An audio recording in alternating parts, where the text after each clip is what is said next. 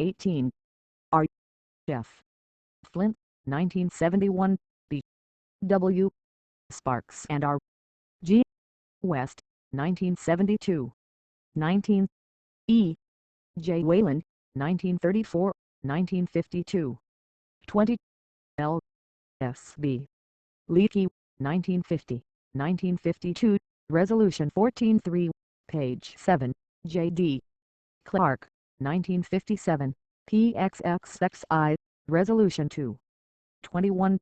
E. Nelson, 1952. 22. G. C. Simpson, 1957. 23. J. D. Clark, 1957, PXXXI, Resolution 4. K. W. Butzer, 1971, pages 312-15. 24. R. F. Flint, 1959 B. 25. G. Bond, 1956, pages 197-00 B. E. B. Fag, 1959, page 291. O. Davies, 1964, pages 9-12. J. Piaz, 1967. 615. Methodology and African Prehistory. Approach for West Africa, an increase in the amount of relevant research. 26. And the emergence of a new theoretical framework for climatic change in Africa. 27. We have no reliable geological or geomorphological information on West Africa bearing upon climatic change earlier than the period of the last glaciation of Europe. Study of Lake Chad has shown high lake levels from 40,000 before our era. 28. This high lake is marked by the Bam Ridge upon which Maiduguri stands, and which here runs northwest and southeast. Both ends of this stretch then swing round to the northeast, running UP to enclose Larjo and the whole of the Bodo Depression and Bar El Ghazal. The ridge, regarded as a lagoon bar rather than as the actual shoreline, may have taken 6,000 years to form. 29. The ancient lake stood at a height of 332 meters above sea level, compared with the present height of Lake Chad of 280 meters, and at times overflowed over the Badr spillway and drained down the Painway. It seems therefore that during this wetter period in West Africa the forest is likely to have extended a good deal farther north than it does today, although whether as far as lat. 1 degrees and 30 or the present 750 mm ISO high at 3:1 it is impossible to be sure until we obtain confirmation from palynology. Approximately coincident with the last maximum of the last glaciation in northern Europe, beginning from around 20,000 before our era, it appears that our West African area was much drier than at present. During this time the West African rivers were discharging into an ocean which was some 100 meters below its present level because so much water was locked up in the polar ice sheets.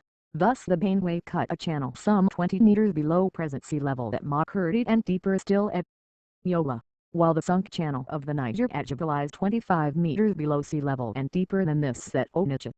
32. The Senegal also flowed in a channel well below its present level, but at its mouth it was blocked by vast sand dunes, as was also the course of the middle Niger.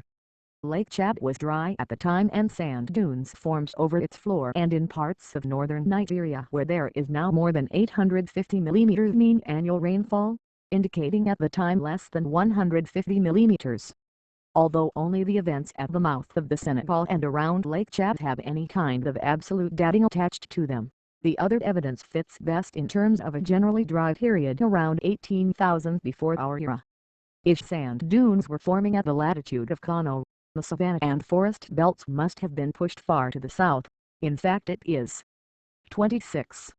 Association Sénégalaise Portefeuille du Quaternaire, 1966, 1967, 1969, Kate Burke et al., 1971, Kate W. Butzer, 1972, pages 312-51. 27. E. M. Van Inderondacker, 1967. 28. M. Servant et al., 1969, 8. T. Grove and A. Warren, 1968, Kate Burke et al., 1971. 29. 8. T. Grove and R. 8. Polian, 1964. 30.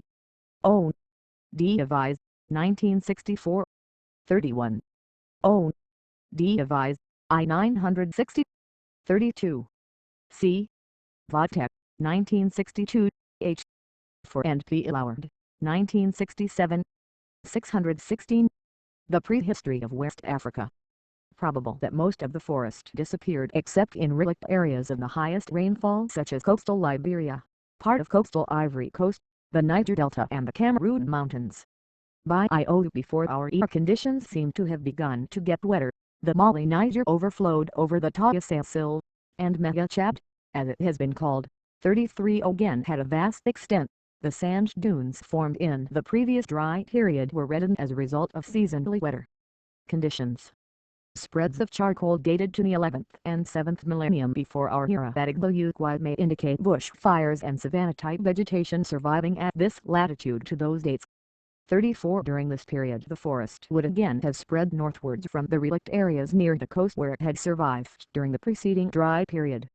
The most satisfactory theory to relate the late quaternary climatic events of West Africa with the events of Northern Europe derives from evidence that is accumulating that changes in temperature were worldwide and that these caused a shift of the weather belts on either side of the equator, modified by the shape of the large land and ocean masses. 35 When world temperatures fell, a glaciation resulted in northern latitudes and extended the polar anticyclone southwards. The weather zones beyond were compressed towards the equator, so that in West Africa the intertropical front was displaced from its present position southwards. This resulted in the dry northeast winds of the dry season months blowing for longer period and more strongly across West Africa, and the rain-bearing winds of the southwest monsoon blowing more weakly and reaching less far during the rainy season. This would account for a dry period in West Africa roughly coinciding with a northern glacial period. At the same time it was wetter than at present in the northern Sahara because the storm tract from the Atlantic Ocean came in south of the Atlas Mountains instead of passing north of them. As world temperatures rose, the ice sheets retreated northwards, so did the intertropical front, and the sea levels returned to about their present level. It became drier in the northern Sahara as the Atlantic storm track moved northwards, but there was a sufficient reservoir of groundwater and of vegetation in the Sahara for the final desiccation to be delayed until after 3000 before our era. Then it became too dry in the Sahara for the people living there to continue their way of life. Naturally this had repercussions in the areas lying to the south. The Stone Age. The terms Paleolithic, Epipaleolithic and Neolithic are still applied to North Africa, but for a long time archaeologists in sub-Saharan Africa have 33 R.E. Morrow, 1963, M. Servant */ 1969, 34, C.T. Shaw, 1970, pages 58, 91, 35, E.M. Van Zinderondacker, 1967, 617, Methodology and African Prehistory. Found it more valid to use their own terminology, derived from the realities of the continent and not from a European system imposed from outside. This new terminology was officially endorsed by the Third Pan-African Congress on Prehistory 20 years ago. Hence the terms Early Stone Age, Middle Stone Age and Late Stone Age will be used.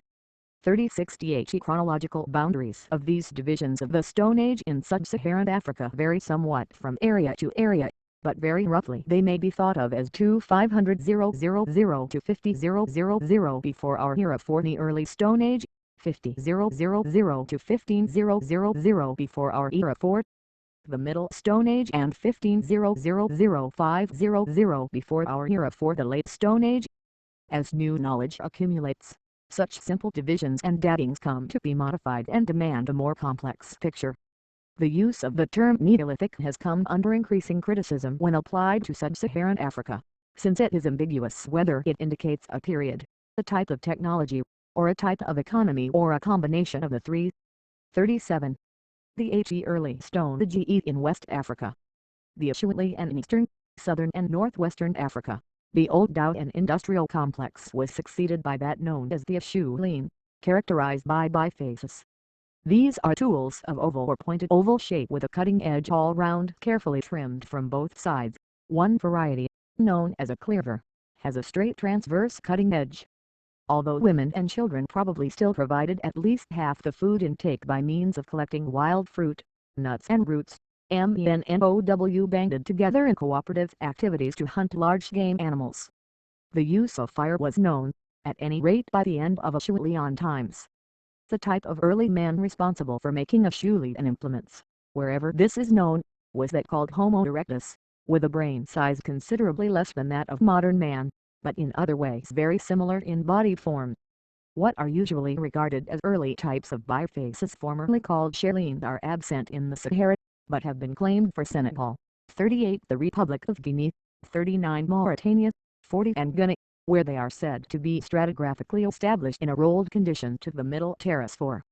Whatever this means in relative chronological terms, the HE area of their distribution has been mapped for 2 and this is said to indicate a colonization from the river Niger along the Atacora chain and the Toto Hills. 36. J.D. Clark, 1957, PXXXIII, Resolution 6. 37.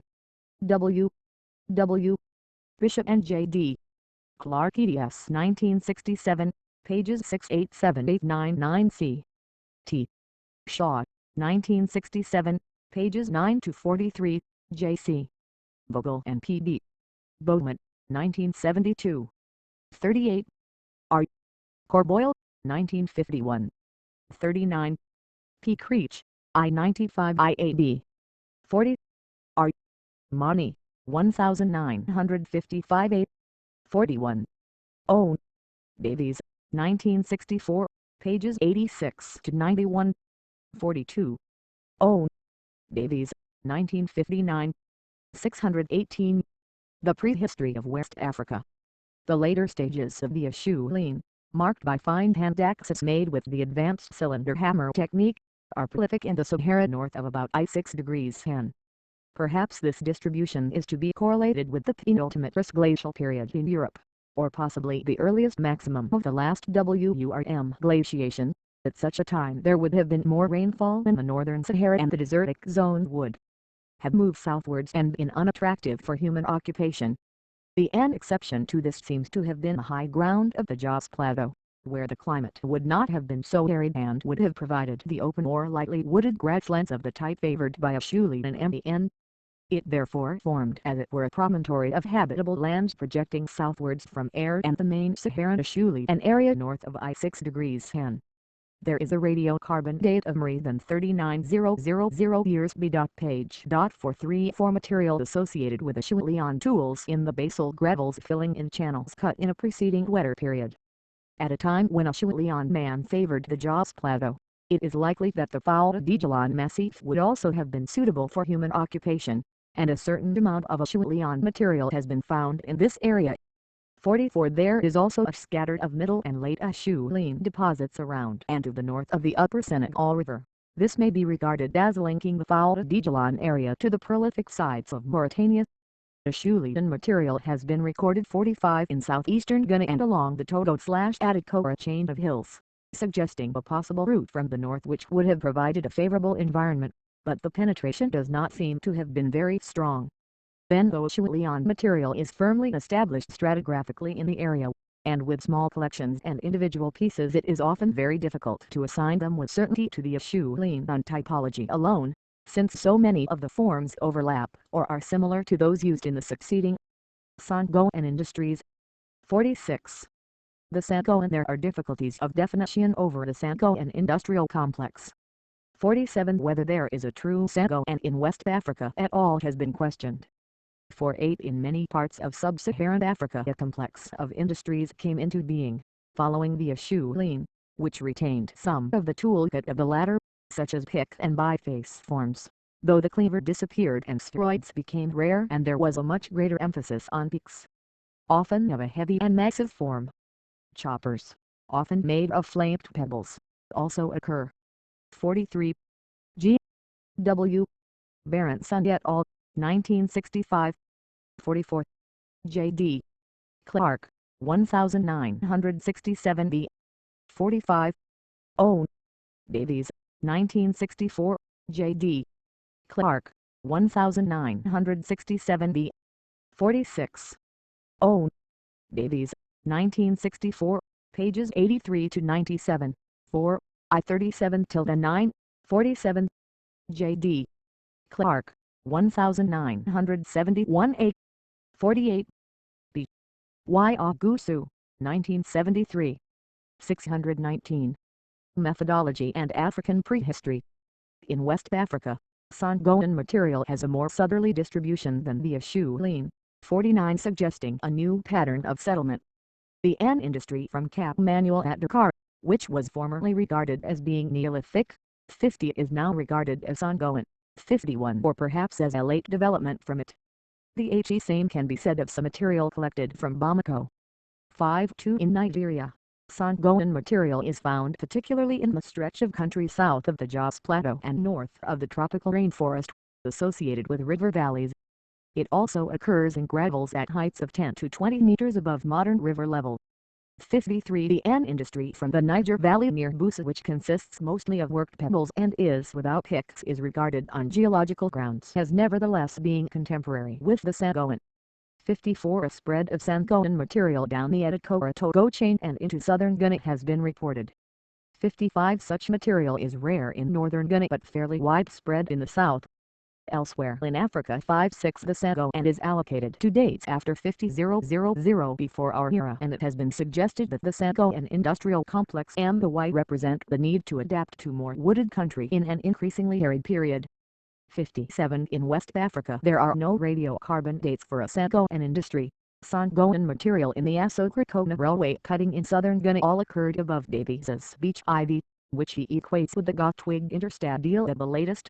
58 A stratigraphical position which does no more than give a terminus post-quart, which we should expect if the gravels 10 to 20 meters above the Niger around Djibouti were laid down when the river was graded to the upper Nchirian high sea level. 59 The presence in them of unrolled Sangoan artifacts suggests a date of about 30,000 before our era, while the rolled specimens could be contemporaneous or older.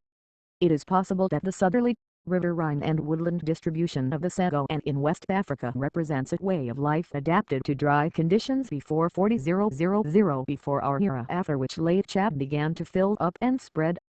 Perhaps the game which had formerly been hunted became scarcer and moved southwards, and the emphasis on picks may have indicated the need both to dig up roots and tubers and to dig pit traps for animals which could no longer be so easily hunted in the open. 49. J.D. Clark, 1967 B. 50. R. Corbulette A.I., 1948, page 413. 51. O. Davies, 1964, page 115. H. J. Hugot, 1964, page 5. 52. O. Davies, 1964, pages 113 to 14. 53. Hibbett, pages 113 to 14. R. C.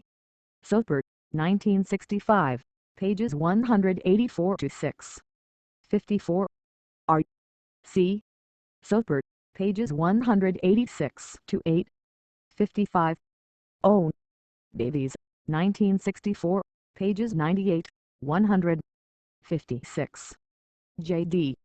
Clark, 1970 C, page 250. 57. J.D. Clark, 1959, page 149. 58. O. Davies, 1964, pages 23, 137 to 42. 59. H. For and P. Alloward, 1967. 620.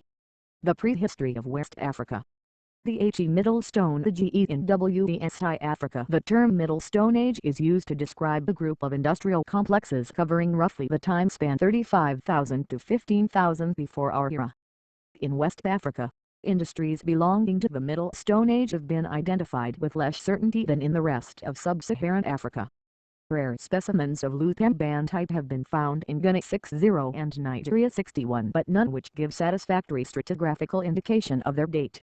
On the Jos Plateau and in the Lira Hills to the north of it, considerable collections of material characterized by the faceted butts of the prepared core technique have been found, which have been classified as belonging to the Middle Stone Age, 6 to stratified at NOK. between the basal gravels containing the Schuleiden material and the later deposits containing the Nog culture. 63. They do not have affinities with the Lukemband industrial complex, but rather with Middle Paleolithic industries of northern Africa of generalized mosteroid type, and probably belonging to a more open savannic way of life. Comparable industries have been reported from Ghana and the Ivory Coast, 64 from Dakar, 65 and from the Central Sahara. 66. There is a radiocarbon date from a piece of wood from the deposits at Zenaba in northern Nigeria, one of the alluvial sites producing mosteroid material, of 3485 plus minus 110 before our era, but the precise position of this piece of wood in relation to the stone artifacts is unrecorded, and the date is a good deal younger than would be expected for an industry of this type. 67. An archaeological occurrence at Timassus, near the coast of Senegal, containing as it does among other things bifacially flamed projectile points in addition to Middle and Upper Paleolithic type artifacts, was at first considered to represent the mixture of Neolithic and earlier elements.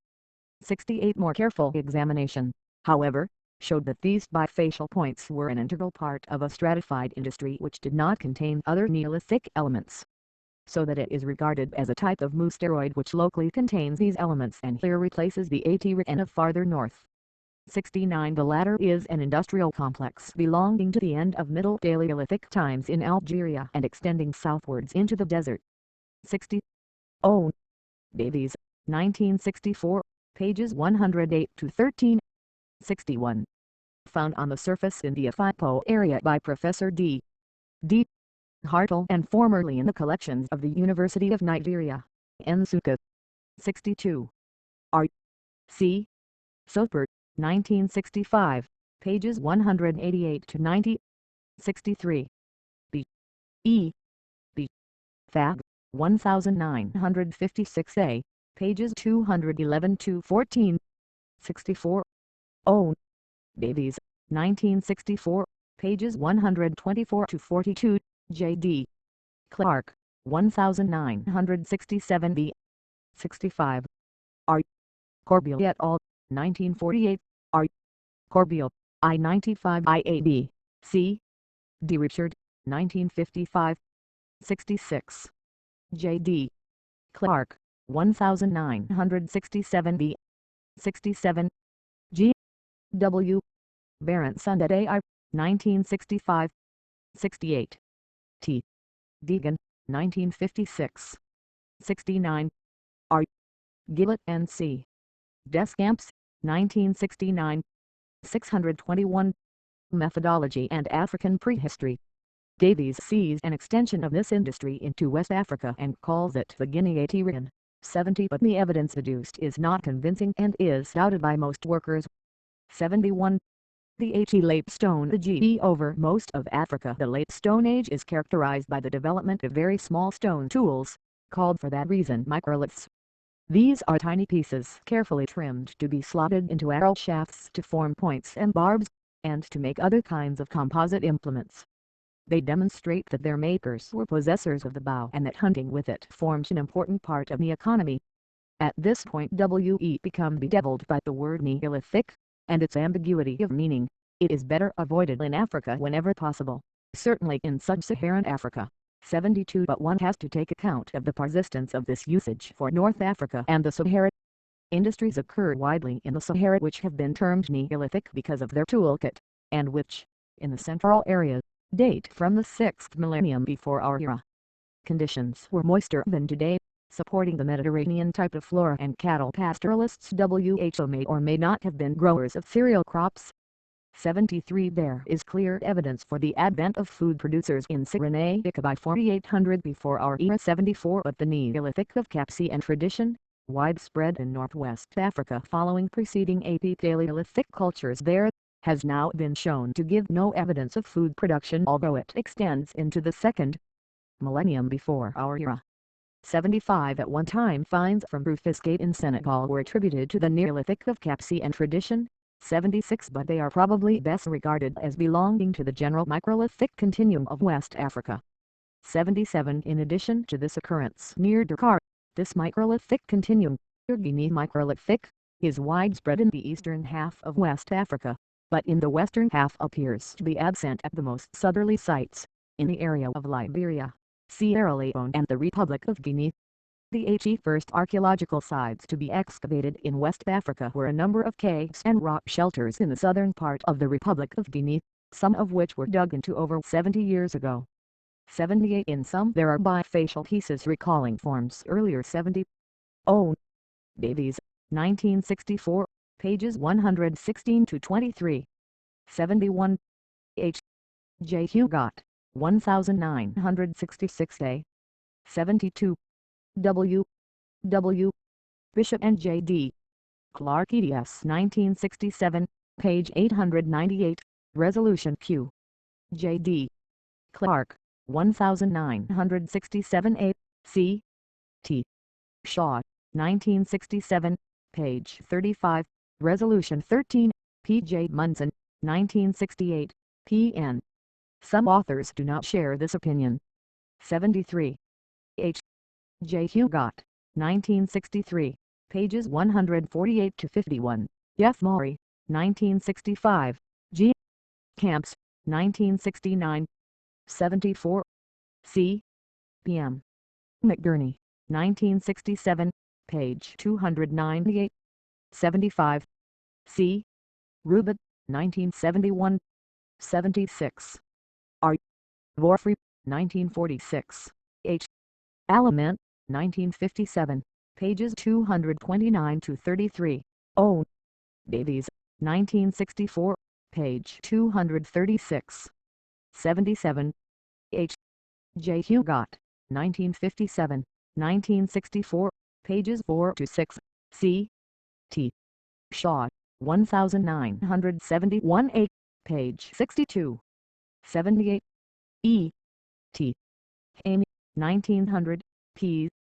Gabehard, 1907, L. Desplagnes, 1907a, E. Hue, 1912, R. Docubert, 1922, Abbe Dobré, I-93 Ir. Dielcro I Exender. Vorfrey, 1939 C. T. Shaw, 1944. 622. The prehistory of West Africa. Then the Late Stone Age, which have been regarded by some as hoes, and therefore as indirect evidence of agriculture. This possibility must certainly be borne in mind, as rice replaced yams as the staple crop in the western half of West Africa, and African rice, Oryzea glabellum, was probably domesticated in the area of the middle Niger Delta.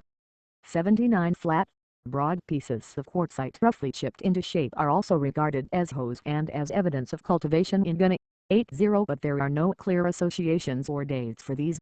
The majority of the Republic of Guinea sites produced microliths, ground stone axes, grinding stones and pottery, as did also a site in Guinea-Bissau.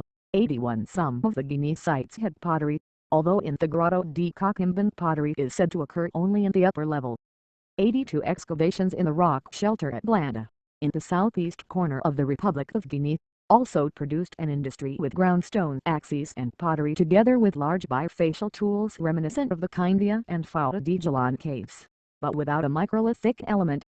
83 Microliths were similarly absent from the cave site of the Infamous, in Sierra Leone, where the lowest level produced a small flake industry in quartz, compared by the excavator to the Shagon of Lake Edward, middle level bifotially flamed picks and hoes resembling some of the material from the caves in the Republic of Guinea and which the excavator assigns to a Lukemband industrial complex, and the upper-level ground stone axes and pottery, from which there are two thermoluminescent dates indicating the period 2000 to 1750 before our era. 84 A microlithic element is present, however, in two other rock shelters excavated farther north in Sierra Leone at Yagala and Kama Bay, with radiocarbon dates indicating a span of the Late Stone Age here from 2500 before our era up to the 7th century of our era. 85 It looks therefore, as if in this western part of West Africa there was some kind of Middle Stone Age tradition which may also be present at Dakar and at Bamako, which survive comparatively unchanged in the most southerly sites and did not adopt or develop the microlithic technique. The reasons for this may well be ecological, since the microlithic technique is associated with a savanna zone economy in which hunting played an important part. If one plots a distribution of the sites without microliths, Conakry, the infamous Blanda and draws the boundary between them and those with microliths, Bay, Ibla, Kindia, and Hampasir. One finds that this boundary runs very close to the boundary between the forest and the savanna. The technical innovations of groundstone axes and pottery subsequently arrived. 79. R. Porters, 1962, pages 197 to 9. 80. O. Davies, 1964, pages 203 to 30. 81. A. D. Matias, 1952. 82. E. T. Amy, 1900. 83. Bihalas, 1950, 1952, Bihalas and Armani, 1953. 84. C. S. Kuhn, 1968. 85. J. H. Gatherton, 1972. 623. Methodology and African Prehistory. In the area from the north. The date of the advent of these influences is in the middle of the 3rd millennium before our era, which is just when the desiccation of the Sahara became widespread. It is therefore reasonable to connect the two events and see the influence of people moving out of the Sahara, although we do not yet have the osteological evidence for it. These people probably also brought cattle with them, perhaps the stock ancestral to the NDM breed of the Fonte de, which developed an immunity to trypanosomiasis. In most of the rest of West Africa, the microlithic continuum underlies and precedes the techniques of making pottery and groundstone axes, which appear to be grafted onto the microlithic tradition rather than to replace it. At Karankaro near Bamako, the lower layer with coarse microliths and worked bone was stratified below an upper layer, with more refined microliths, groundstone axes and pottery. 86. In Nigeria, the rock shelters that are OP. 87 on the Bachi Plateau, and at Iwoelaru in the western state, had provided microlithic levels without pottery and groundstone axes stratified below microlithic levels which do have them. At Iwoelaru, the radiocarbon date of 9200 before our era has been obtained from near the base of the lower level, and the transition to the upper seems to be a little after 3000 before our era. 88. At Midjiro Cave, Old Oyon, the microlithic industry was recovered which had no associated pottery or groundstone axes, but the sample was small and it is undated. 89. In Ghana, the Bolsum Procavitabatify produced an association of microlithic pottery and groundstone axes, but this also is undated. 90. There is a late facies of the late Stone Age in Ghana which has been called the Kintampo culture. Following an early phase with pottery and microliths, the Kintampo culture has groundstone axes, stone armlets known from Saharan Neolithic sites and a peculiar type of hatched stone rubber. The early Punt phase is dated to before 1400 before our era, and the later one has dwarf goats and domestic cattle of a breed closely resembling the West African dwarf shorthorn. 91. Even in southern Mauritania, microliths are present with pottery and groundstone axes in the earliest phase Akrigate of the Tiship sequence at some date before 1500 before our era, but disappeared in all subsequent phases. 92. Along the northern margins of our area, in the Sahel zone immediately south of the Sahara Desert, there was a somewhat different situation in the later part of the late Stone Age, with adaptations to the local ecology evidenced in the material culture. At Harkura Kingcat, north of Gao, cattle. 86. G. Submowski, 1956. 87. B.E.B. Fag, 1944, 1972, E. Io, 1972 8. Rosenfeld, 1972, 8. Fag, 1972 88. C.T. Shaw, 1969 B. 89. Jeff Willett, 1962 B. 90. C.T. Shaw, 1944, 91. O. Davies, 1962, 1964, pages 239 to 46, 1967 B, pages 216 to 22, C. Flight, 1970, P.L. Carter and C. Flight, 1972. 92. P.J. Munson, 1968, 1970. 624.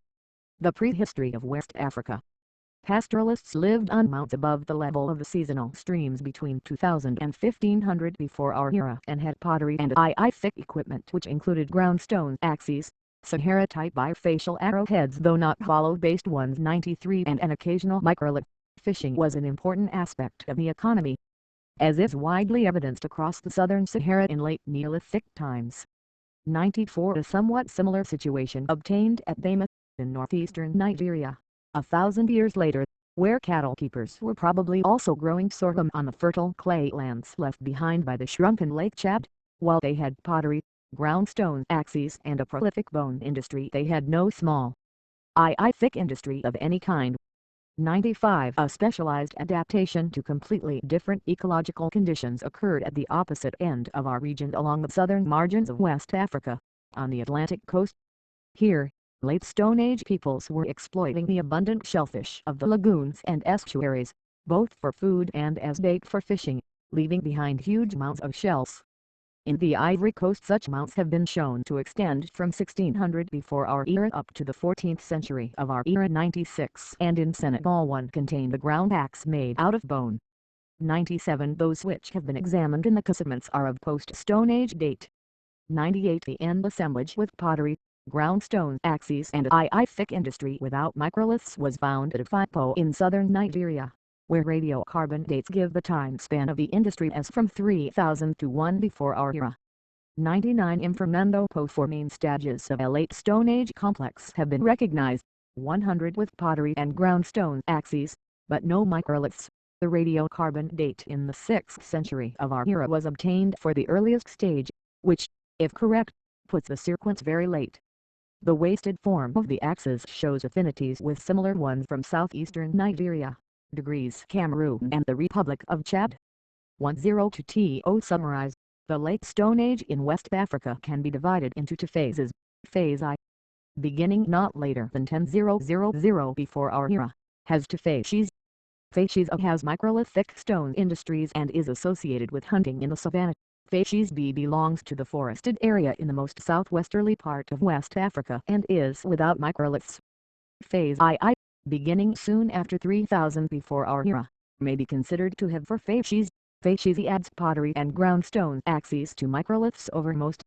93 R. Money, 1955 B. 8. Smith, 1974.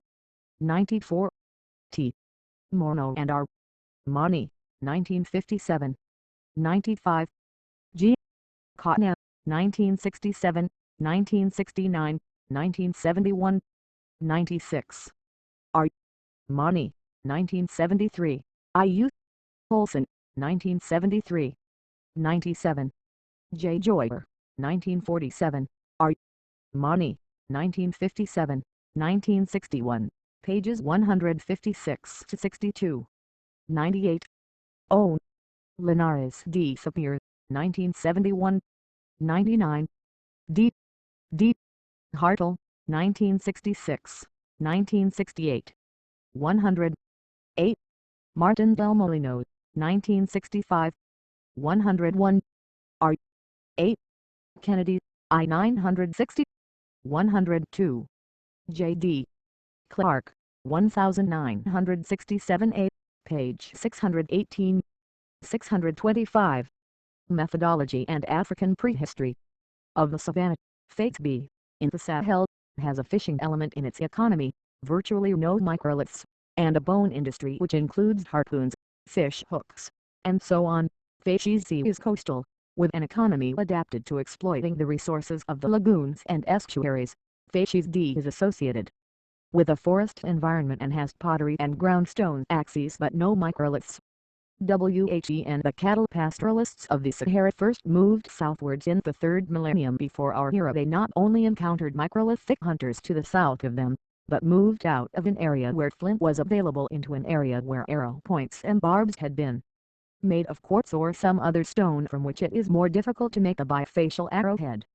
So for the most part they seem to have adopted the microlithic technique of the indigenes for tipping and barbing arrows, as they saw it was just as effective even if not so aesthetically pleasing to modern eyes.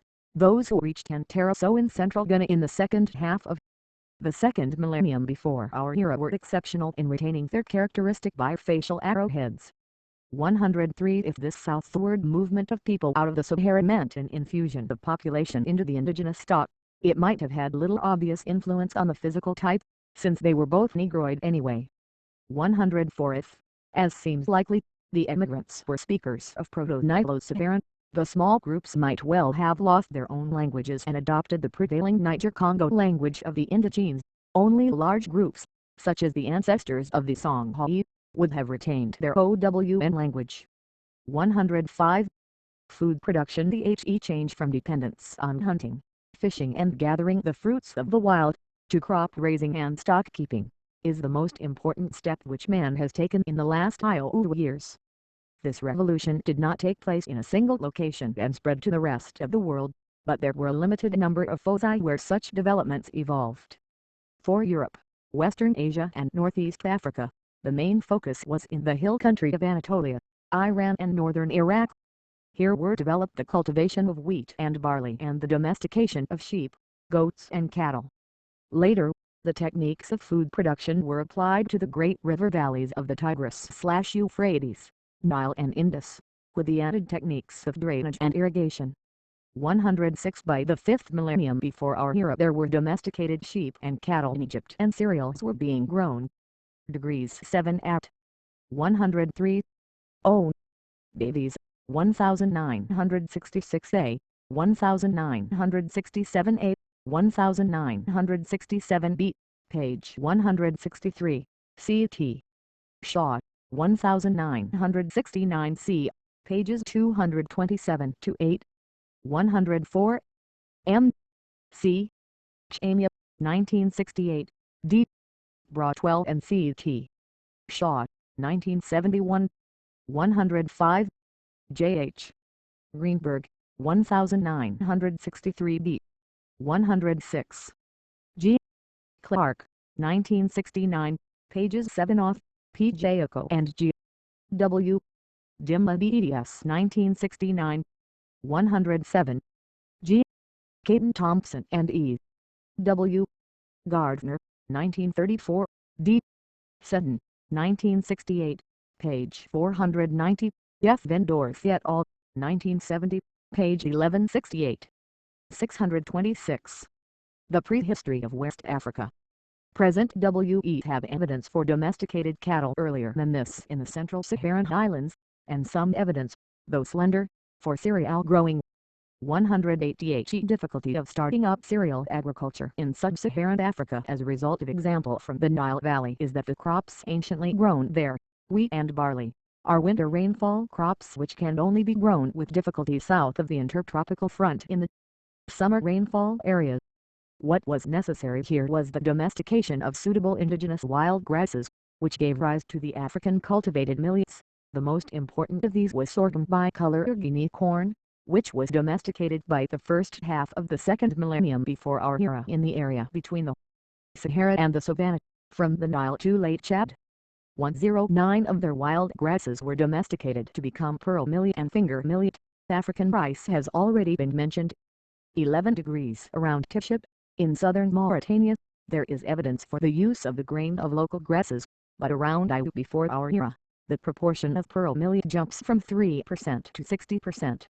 1 In the moister zones of West Africa the important staple was the yam, of which more than one African variety was domesticated. 112 And although this may have taken place as long as 5,000 years ago, we do not as yet have actual archaeological or botanical evidence for this. A long history of yam cultivation combined with the benefit of complementary food values from the nuts obtained from protected or tended oil palms will help to account for the density of population in southern Nigeria. 3. The development of food production, while a prerequisite for urbanization, does not automatically of itself lead to the growth of towns and cities. It seems that certain other circumstances have to be present, such as a build-up to a certain level of population pressure and a shortage of agricultural land. 114 In sub-Saharan Africa, the incidence of malaria increased as a result of agricultural clearing and the presence of larger settled communities, so that the increase in population following the adoption of agriculture was slower than it otherwise might have been. 115 And in most areas of sub-Saharan Africa there was not at the time a shortage of agricultural land. 116 Nevertheless, a sufficient agricultural basis had been established by the first millennium of our era to support such ancient kingdoms as Ghana, Mali, Songhai and Benin. 108. F. Maury, 1965, G. Camps, 1969. 109. J.M. J. D. Webb and J.R. Hartland, 1971. N.O. R. Porters, 1951 B. 1958, 1972. In P. J. Munson, 1968, 1970. 112. D. G. Corsi, 1967, 1972. 113. C. T. Shaw, 1972, pages 27 to 8. R. Rees, 1965. 114. M. C. Webb, 1968. 115. F. B. Livingstone, 1958. S. L. Wiesenfeld, 1967. D. G. Corsi and J. Alexander, 1968. 116. C. T. Shaw, 1971 B. Pages 150 to 3. 627. Methodology and African Prehistory. The coming of metal in spite of proposals a long time ago, on good methodological grounds, to abandon in Europe the Free Age system of Stone Age, Bronze Age and Early Iron Age. L7 Its very convenience has fostered its continued use. West Africa as a whole was hardly touched by the Bronze Age, but a facies of it reached down from Spain and Morocco to Mauritania, where nearly 130 copper objects have been found and where the rich source of aucuge was exploited. Radiocarbon dates for this point to the 5th century before our era, and straight finds of flat copper arrowheads have been made in Mali and in southeastern Algeria. 118 Why was there no Bronze Age in sub-Saharan Africa, and why did ancient Egyptian civilization not use it more?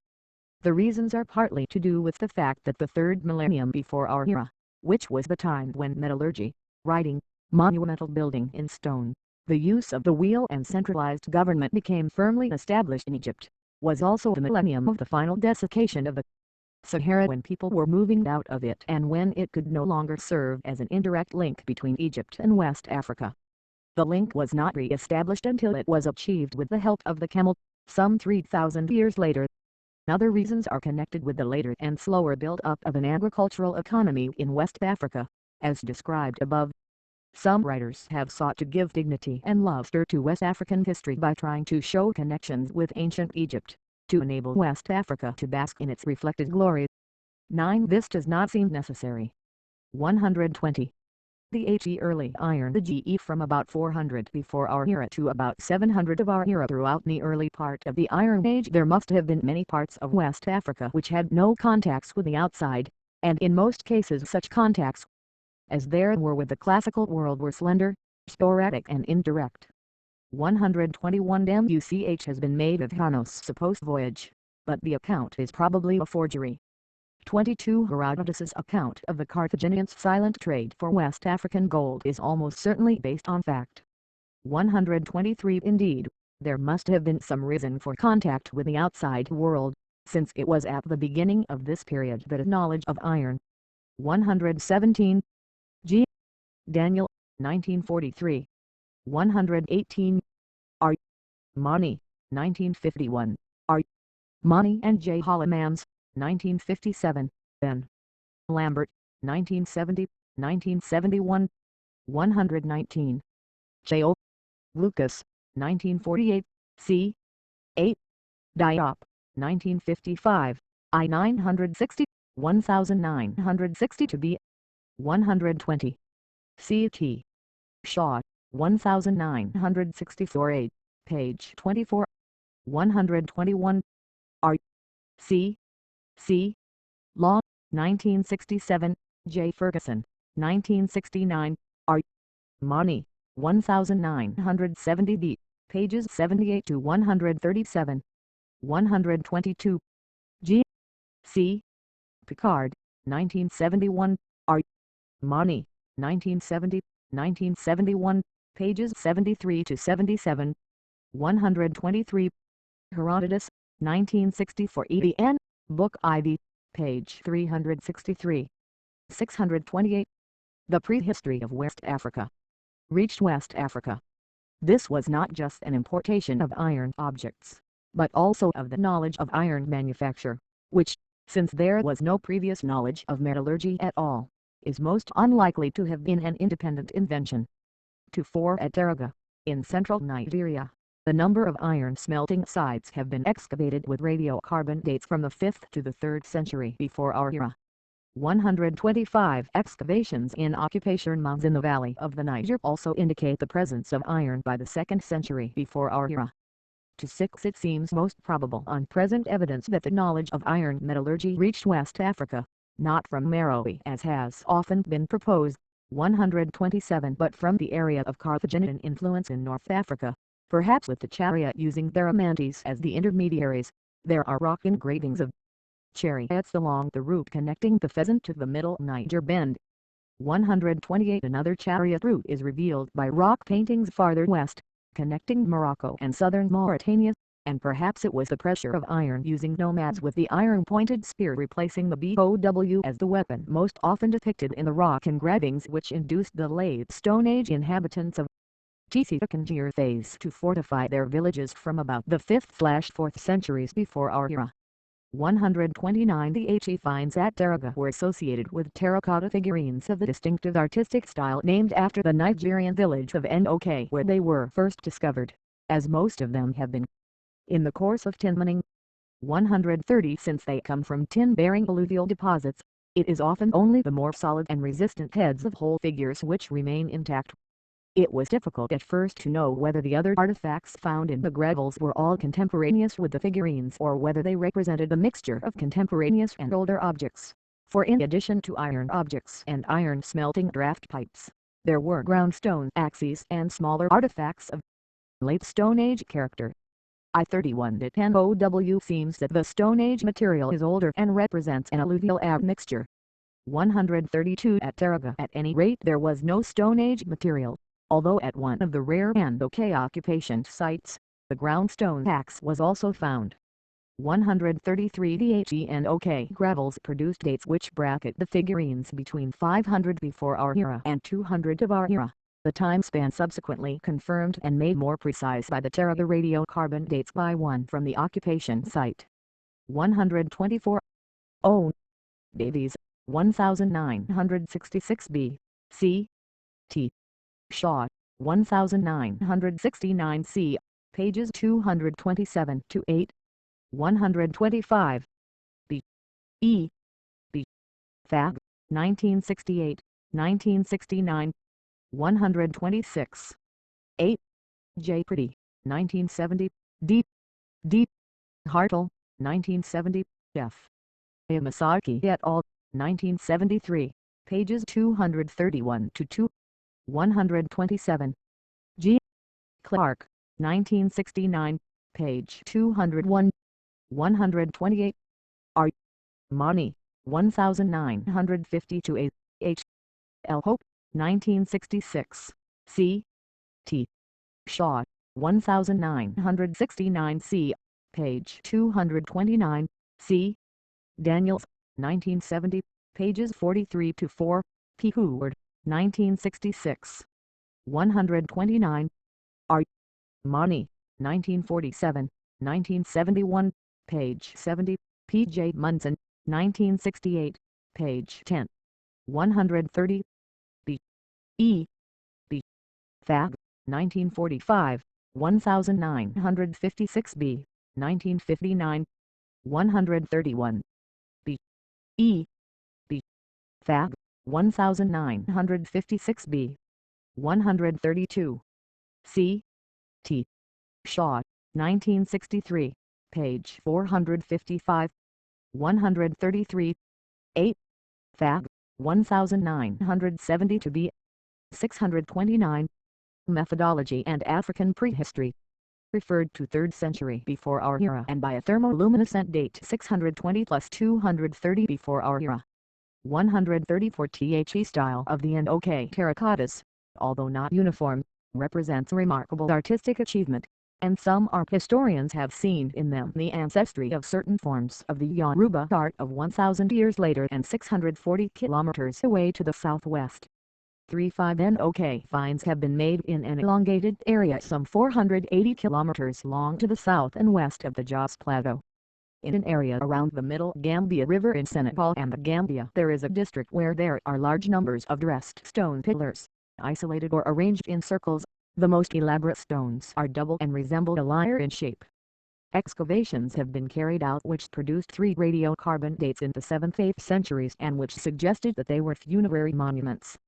Tests on the old ground surface below one of the monuments give 2 dates in the 1st century before our era, and this provides a terminus post-quart for its erection. 136. The remarkable collection of falliform stone monuments at Tonda Daru, in the Middle Niger Bend area, was plundered by the ignorant enthusiasm of 20th century diggers and administrators, with the result that we have little real knowledge of them. They may belong to the same period as the Senegambian monuments. 137. By the end of the early Iron Age, along the northern margin of West Africa, Negroid people were in contact with the nomadic Berbers of the desert who were now equipped with camels and carried West African gold north across the desert. By the end of the 8th century the fame of Ghana, the land of gold, had reached Baghdad. 138. These northern areas of West Africa were by now equipped with an agriculture and an iron technology, and were ready to embark on political development and the formation of states, to face the pressure from the northern nomads and to secure profitable control of the gold trade. Farther south, in northern Sierra Leone, the change to the use of iron does not appear to begin until the 8th century, and then not to have been abrupt. 139. 134. B. E. B. Fagg and S. J. Fleming, 1970. 135. W. Fagg and F. Willett, I. 960, page 32, F. Willett, I. 960, page 245, 1967, pages 119 to 20, 184, 1968, page 33, 8. Rubin, 1970. 136. P. Ohan, 1966, F. C. Bale, 1966, Kate, Sis and G. Philmans, 1968, p.m. Fagan, 1969, page 150, G. Descamps, 1971, 137, 8. M. L. Desplagnes, 1907, 8, pages 40 to 1, E. Moss, 1924, Armani, 1961, pages 129 to 34, 1971, 8, pages 133 to 6, 138. N. Levsey and 1971, page 120, 139. J. H. Gatherton, 1972, 1973, 630. Plate 24.1 Industry of Cape Manuel, Senegal. Photo Idian U, Musée de l'IFN. $I. Plate 24.2 Stone pendants basalt from the Neolithic site at Pathboy. Photo Idian U, Musée de l'IFN. Plate 24.3 Neolithic Bel Air pottery from the Diakite site, Senegal. Photo Idian U, Musée de l'IFN. Plate 24.4 Pottery of Cape Manuel, Senegal. Decorated fragments. Photo Idian U, Musée de l'IFN. 631. Plate 24.5 Megalithic Circle, Tiken Boussiri, Senegal. The King's Tomb is visible in the foreground. Photo Idian U, Musée de l'IFN. Plate 24.6 Bel Air Polished Axes made of Dolandi. Photo Idian U, Musée de l'IFN. Plate 24.7 Millstone made of volcanic rock, found on the Neolithic site of Ngor. Photo Idian U, Musée de l'IFN. 632. Plate 24.8 Iron Age flat-bottomed pot. Photo Idian U, Musée de l'IFN. Plate 24.10 Anthropomorphic statue found on Thyroid site, Senegal. Photo Idian U, Musée de l'IFN. Plate 24.9 Bone smoothing tool, found on the Neolithic site at Cape Manuel. Photo Idian U, Musée de l'IFN. 633. Prehistory in the Nile Valley. F. Debo note. Sudan, Nubia and Egypt. three very different areas linked only by a river, make up a unique valley. But it is hard to imagine today that the vast desert that encloses it on both sides once afforded, depending on climatic and environmental factors at the time in question, insurmountable barriers or communication links with the rest of Africa.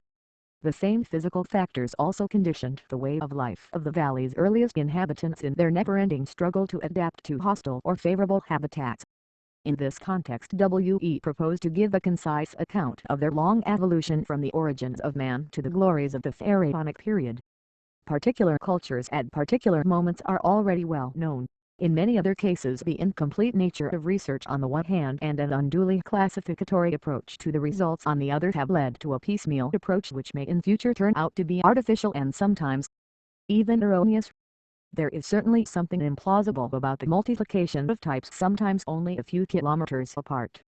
Historians unhappy with this piecemeal approach have sought to group the identified types together into broad chronological categories, though some of these may in time themselves turn out to be defective or inadequate. Old out in one, this culture is characterized everywhere by worked pebbles choppers. Recent discoveries bearing on the origins of man confirm the existence of the earliest human traces not only in other parts of Africa but also in the Nile Valley. From 1949 onwards, very early evidence of the presence of these hominids, in the shape of pebbles barely worked into crude tools, came to light at Nuri and WW8, in the Sudan, but these isolated surface finds were not enough to amount to definite proof. It was not until 1971, following the systematic research at Thebes, that it was possible to be certain on this point. Here the exploration of 25 alluvial deposits dating from the early Quaternary yielded a rich harvest of these primitive tools. The He. 1. This period takes its name from the finds at Oldaway Gorge. See Chapter 28 below. It was sometimes earlier known as the Pre-Acheulean or Archaic Paleolithic. Prehistory in the Nile Valley. Discovery in 1974 of 3 stratified sites containing worked pebbles choppers yielded a wealth of information and swept away the last lingering doubts. The He worked pebble strata were below the early Acheulean early Stone Age, which in its earliest levels is characterized in particular by trihedra. Very recently a hominid tooth was found in early alluvial strata in the Thebes mound, associated with choppers. It will be recalled that in about 1925 a similar sequence was found in alluvial strata at Abbasia, near Cairo, but at that time the worked pebbles were classified as eoliths. NEW light has most recently been thrown on this remote period as a result of our 1974 excavations at Adamas, in Upper Egypt. IFAO2 expedition. This is a new site that is still being studied, but is apparently similar to the previous ones. The earliest Stone Age 3. This fine stone industry, characterized by thin-ended bifaces, occurs virtually throughout Africa. It may even have originated in Africa, starting from the worked pebbles of the previous period, and then have moved on to other parts of the world. Evidence of this civilization is found in the Nile Valley with no apparent break from the Sudan to Egypt. It is better known in the northern Sudan, as the result of recent work, than farther south. The He lowered Acheulean, illustrated by sometimes crude bifaces with somewhat wavy edges, is found at Abra, WW and Nuri, together with worked pebbles. At the last named site it develops with a transitional complex. The He middle and upper Acheulean, which have been studied mainly in the north, are distinguished by the improvement in the workmanship and the appearance of levalloid industries. These latter, which subsequently gave rise to the Lavoisian flaking technique, are to be seen also at Abu and Jer. While the Acheulean is met in other continents also, the Sangoan type, the final version of the Acheulean which persisted for a long time, is peculiar to Africa. Hitherto found mainly in Central and Southern Africa, it is now beginning to be identified also in the Sudan, e.g. at Abu and Sai. Below Wadi Halfa it seems to lose several of its distinguishing features. A very few biface cleavers beveled at the distal end apparently exist in the Sudan. In Egyptian Nubia the Acheulean has been found on the old river terraces. The development is to be observed, based on the improvement of the technique, but its typological features are insufficiently known. In Egypt, on the other hand, the stratified sites at Abbasia, near Cairo, those we recently 1974 investigated at Thebes, and the old Nile terraces yield Acheulean industries in successive strata.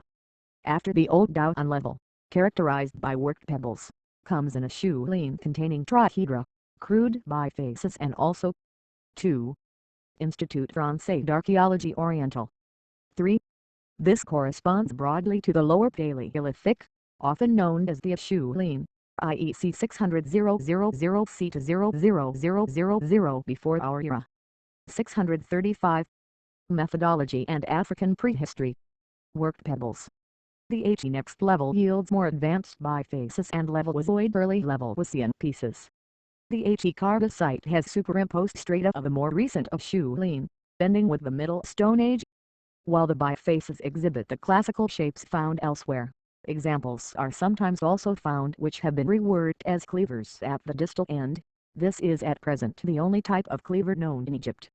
Also peculiar to Egypt are bifaces worked according to a technique similar to the so-called Victoria West technique, which itself preceded the classical Levalloisian flaking technique.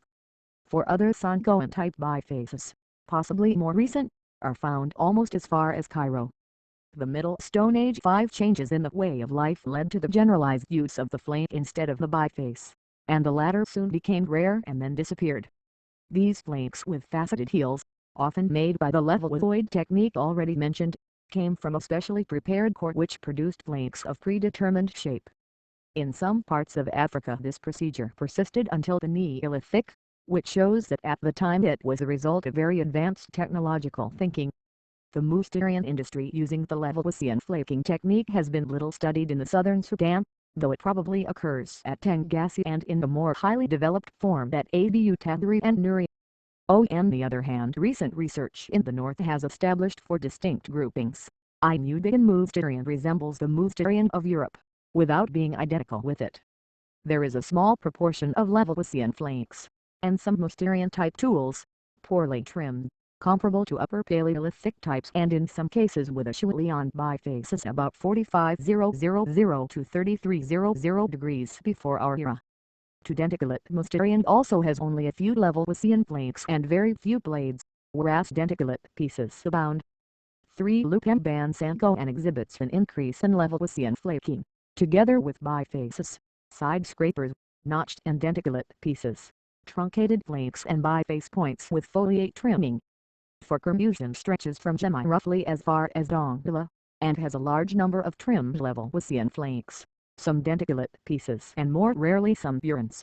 It has been dated by recent work at about 25,000 to 16,000 before our era, though these estimates have most recently been revised backwards to 41,490 to 33,800 before our era.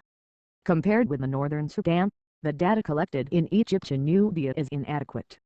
Early work by Sandford and Arkell established the predominance of the Levalloisian flaking technique, sometimes in an 4. A large flake is removed by percussion, usually on one of the sides but occasionally at one of the ends. The flake is then itself used as a tool. 5. This term broadly covers the Middle Paleolithic, from c. 200,000 before our era. 636. Prehistory in the Nile Valley. The Acheulean tradition. Recent research has reported it in 1962 at Oddfile and K.A. Cherdout. We ourselves detected it at MAD in 1962-3 in a pure Levalloisian form, and at Ouagadougou we studied an industry no doubt belonging to the final phase of this period, associated with non-Levalloisian flakes including many burins. The Atirian, the typical industry of the Maghreb and the southern Sahara, is distinguished by flakes with pronounced duncular ends, and by the use of foliate trimming.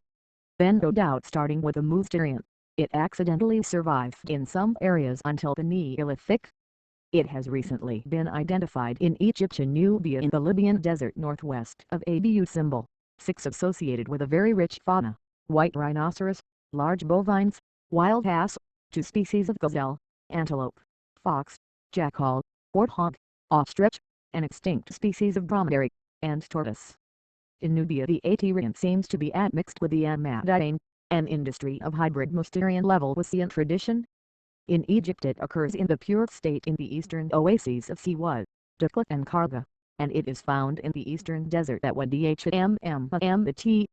In the Nile Valley itself it is scattered in small deposits at Thebes and Dara. It may have influenced the Hawarians in the following period at Esna and Thebes.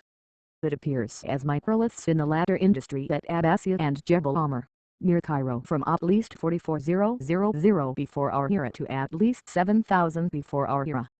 Despite the many remains of the Middle Stone Age cultures in Egypt, an exhaustive study of its toolkit is nowhere near complete. Early work on the old terraces of the Nile Valley and the Fayyum afforded a general view of the civilization that existed at this period. Our recent excavations on the Thebes Mound since 1971, under the auspices of UNESCO, nevertheless throw new light. Stratified occurrences in geological deposits and in about 100 sites of this period, arranged in successive chronological levels, already make it possible to sketch out the main lines of the development of this industry, which promises to be predominantly Levalloisian. All these lines of research converge to demonstrate the existence of an early Acheulean Levalloisian period, followed by another marked by massive cores which gradually become smaller and more refined. In a later phase, lamellar flakes 7 show increasing traces of secondary retouching, suggestive of the Mousterian, as are the various tools. While these industries have features in COMMON with others in Africa, we must mention one peculiarly Egyptian one that has never been reported elsewhere. This is the abundant so-called Jebel Suhan industry, conspicuous for the use of cores flanked by the Levalloisian technique along two percussion planes, which were reworked after use to produce a concave scraper at one end. As regards the men of this period, that silsila in 1952 we found 2 fragments of cranial 6. These finds date from 1976, and were made at Bertarfahi and Bursahara. 7. From this period onwards 2 flaking techniques are found, the classical Levalloisian, and the detaching of longish blades. Between the 2 many transitional forms exist. 637. Methodology and African prehistory. Bone probably dating from this period. 8. Investigation of them is not yet complete, but it has already revealed some archaic features together with other more recent ones. Work in progress on this may throw new light on the controversial question of the origins of African MBN in the Middle Paleolithic. What little is so far known is derived from isolated finds in Cyrenaica, Morocco and Zambia. The Late Stone Age in Europe and other parts of Africa. The transition from the preceding period to this one is in general marked by a sudden sharp break, in technological and sometimes also in human terms. This is not the case in the Nile Valley. The difficulty of drawing sharp demarcation lines between one period and another makes the task of establishing chronological sequences a tricky one. From the preceding period onwards, evolution in response to localized habitats gave rise to new regional facies, adjusted to local conditions, but sometimes parallel. At the same time, environmental changes seem to have altered the relationship between the inhabitants of the valley and their neighbors. Old linkages break down and new alliances are forged. The HE list of cultural types now and recently identified gives an impression of great dispersion, but this is only an interim interpretation, until such time as more detailed analysis makes it possible to elucidate the linking features. These comments apply equally to the succeeding period, the Mesolithic. This period has just been studied in the northern sector of the Sudan, and it exhibits 2 distinct industries, the Jemayin in the neighborhood of Wadi Haifa, which has flanks, only a few of which are Levalloisian, and lightly retouched points, and is characterized by side scrapers and scrapers, burins and denticulate. Pieces c. 15,000 to 13,000 before our era, and the Sirbalayan, earlier reported at Kombo in Egypt, which NOW appears in the Sudan at stage I at Wadi Haifa. Its flanks with retouched truncations are struck from discoid or Levalloisian cores c. 13,000 to 9,000 before our era. In Egyptian Nubia 2 industries are known, the Ahmadain, found by us at Ahmad German Institute Expeditions, 1963, which contains a variety of tools, mainly Levalloisian, associated with scourer scrapers, balls, pieces made by the Carta technique see below, and occasional examples of foliate retouching reminiscent of the Atyrian, and the Sibalayan, identified by us at Cebu at IFAO 1964 expedition in several places, which also belongs to stage I, mixed with ordinary or Levalloisian flanks, a few scrapers and many burins. It probably exists also at Ka Cherdaud. As for the Goodson, this was identified near Cairo as long ago as 1938. It comprises some Levalloisian items, and the geometrical shapes of its flanks are thought to bear the 8. Information kindly supplied by P. Vandermeersch, of the Laboratory of HUME in Paleontology, Faculty of Science, University of Paris VI, who was entrusted with the examination of this material. 638. Prehistory in the Nile Valley. Resemblance to the Kerfusian. The Hawaiian, previously known as the AP-Levalloisian, the microlithic industry, extends at least from Esna in Upper Egypt to the apex of the delta and neighboring areas cf. Wadi to Milat. Like the Sirpalayan, it shows Levalloisian technique but without geometrical shapes and comprises various stages and fasciae which are still the subject of study. It is characterized by the number of bipolar cores probably derived from the so-called Jebel Suhan core already mentioned, which dates from the Middle Stone Age.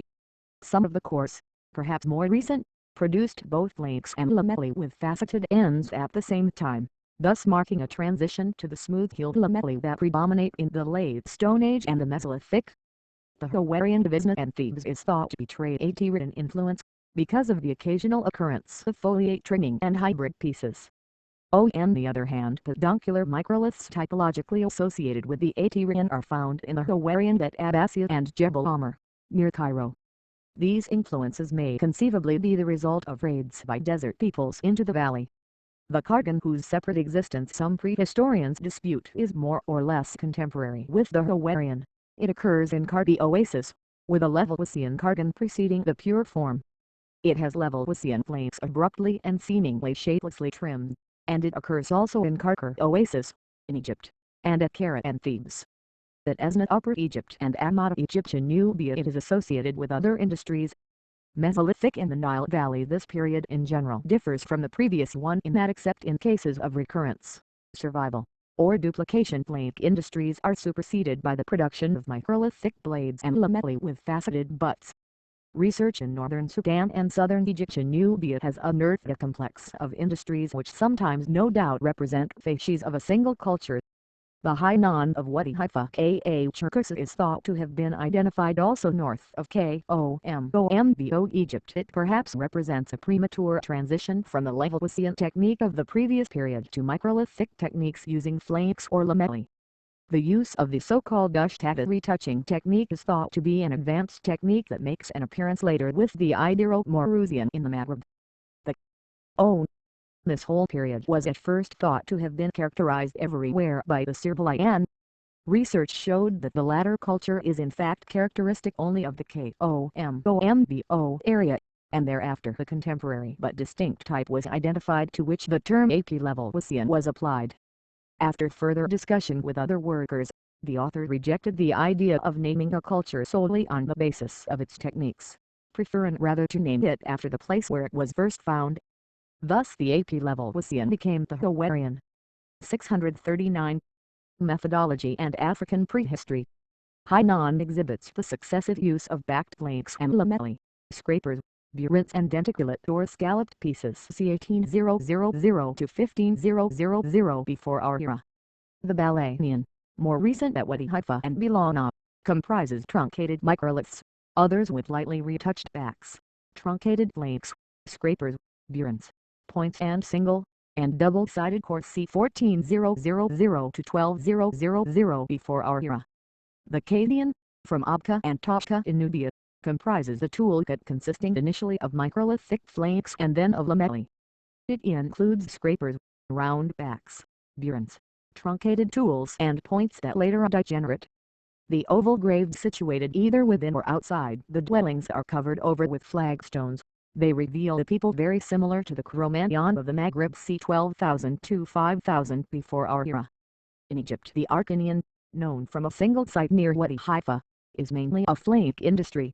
It comprises end scrapers, backed and Ushtata retouched lamellae, semicircles, scalloped pieces and small pestles c. 7400 before our era. The Elkabian near El-Kab has been identified in 3 successive occupation strata, one of which yielded what appears to be a rectangular polished bone pallet c. 5000 before our era. The Shamakian, in the Wadi Haifa area, has multidirectional cores, and in its last phase exhibits geometrically shaped tools associated with cruder pieces. It may be an offshoot of the Capsian of the Maghreb c. 5000 to 30 to 70 before our era. in Egypt. We and others after us have studied the Silsilayan in the Jebel Silsila area near Kombo. It consists of 3 stages.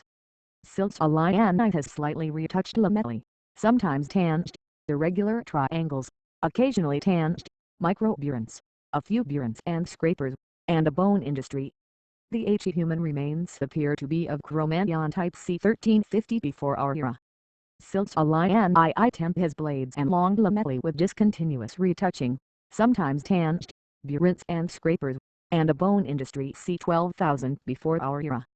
Silsilayanite, which is still under investigation, exhibits a profusion of lamellae, often little retouched, heating stones and a round hut, the earliest so far found in Egypt. The Ficarian, studied in the Essena area, seems to be somewhat akin to the Idero-Maurusian. It probably existed also at other places in Egypt f. 1300 before our era.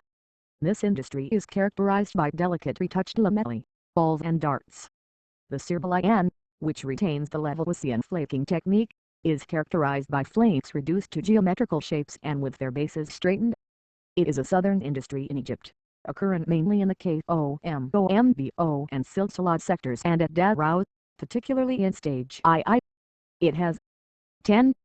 Called by P. E. Smith 1966b after the crocodile god Sebek, the deity associated with this locality. Having also ourselves excavated this site, W.C. suggests the term Silsilayan from Jebel Silsilat in this area as being more in accordance with the normal practice of naming cultures after place names. 640. Prehistory in the Nile Valley been attested in Nubia, but is much rarer and sometimes atypical in the north. Our work at Silsilat also yielded a bone toolkit, grindstones and small pestles, and human remains which are still being examined CI1 before our era. The Silsilayan is an interesting subject for discussion, since physico-chemical dating suggests a chronology which at first sight contradicts the technological data yielded by this culture. This is all the more remarkable seeing that the Sirbalayan is not far removed, either in time or space, from the Cochranean. The Menchian Silsilat area yields a stone industry somewhat akin to the ordination of the Near East, a bone industry, small pestles, shiny-edged lamellae, personal adornments and human remains. The resemblance of certain new intermediate-type tools points to relative contemporaneity with Silsilayan II. The Lakian culture, identified by us in the eastern desert, is remarkable for heavily denticulate saws together with peduncular darts. The Helwanian, which W.E. identified in the neighborhood of Helwan, south of Cairo, comprises 4 distinct phases. The first yields a profusion of blades and lamellae, sometimes slightly retouched in the Ushtagha style. The second is distinguished by microliths consisting of scalene and isosceles triangles, segments of circles and microburins.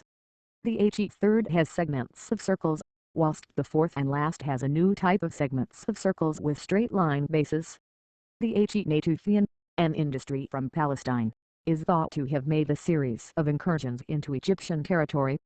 At Helwan, a phase of this industry has been identified characterized by pieces with backs worked by crosswise retouching. On the other hand, arrowheads with symmetrically notched bases, originally attributed to the Natufian, were found as long ago as 1876 at Helwan, where we ourselves found some more in 1936, and even more recently, in 1953, we found some in the northern part of the eastern desert sea. 8,000 to 7,000 before our era. They have since been found at El Qaim and Jericho, in Palestine, and are known among specialists as El Qaim points. The hypothesis of incursions by the Natufian thus remains to be thoroughly checked. Neolithic and pre-dynastic this long period, covering roughly 2,000 years c. 5,000 to 3,000 before our era is here analyzed in detail. The material aspects of each of the cultures or cultural horizons that go to make it up are described in full, and the result is a compendium that is essential for an appreciation in its physical context of the slow evolution that must have taken place. Starting with groups of nomadic or semi-nomadic peoples, this led gradually to the formation of societies, either highly centralized, as in the case of Egypt, or as small independent principalities, as in the Nilotic Sudan. The historical development of these Neolithic and pre-dynastic societies is dealt with in 641. Methodology and African Prehistory. Chapter 28, pages 706 to 29, of the present volume. The two accounts are thus complementary. They approach the problems from different angles. The cross-references needed to allow the reader to locate a given culture described in the present chapter in the context of Chapter 28's more general account of the overall historical development of the cultural horizons are given in footnotes. This new period marks a decisive stage in the history of humanity. Once they had turned from nomadic or semi-nomadic to sedentary life, the men of the Nile created the main features of civilization as we know it today. A fixed habitat brought with it the use of pottery, the domestication and breeding of cattle, agriculture, and a host of tools to meet man's growing needs. In the Sudan the Curtunian 12 is perhaps the earliest culture of this period. It is found in over a dozen localities spread over an enormous area, extending from Kassala in the east and over some 400 km of desert to the west, as far as Dongola in the north and almost to Abiy Hajar on the White Nile in the south. Data from the excavations at Khartoum, in which we took part, furnish proof of a fixed habitat, namely, the use of wattle huts, the large-scale use of sophisticated pottery and the use of grindstones. The pottery, consisting of bowls, is characterized by incised wavy line and dotted line decoration. The abundant stone tools made of quartz, distinctly microlithic and geometrical, comprise a variety of types, half circles and segments of circles, scalene triangles, rectangles, trapezes, scalloped flakes and alls. The half circles and segments, retouched also on the cutting edges, show affinities with the Wiltonian and the Neolithic of Hydrox Hill in Zimbabwe. Tools made of a hard stone called rhyolite are larger than the quartz ones. They include flakes and plain blades, some of them with recut heels, scrapers, large half circles and a few scrapers. Barbed bone harpoons, mostly singly edged, are also characteristic of the Curtunian.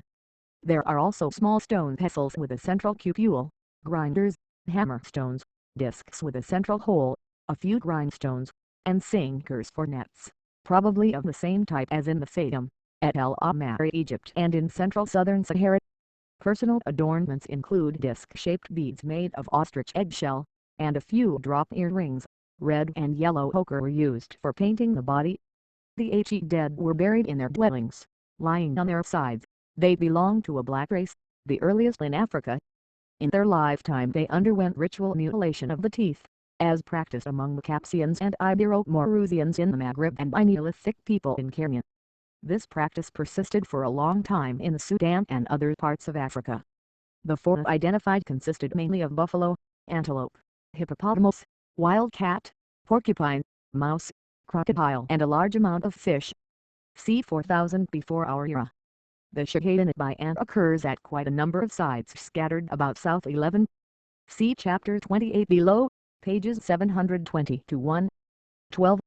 The early Khartoum of Chapter 28, page 720. We prefer to retain the term Curtunian in case future discoveries reveal earlier phases. 642. Prehistory in the Nile Valley.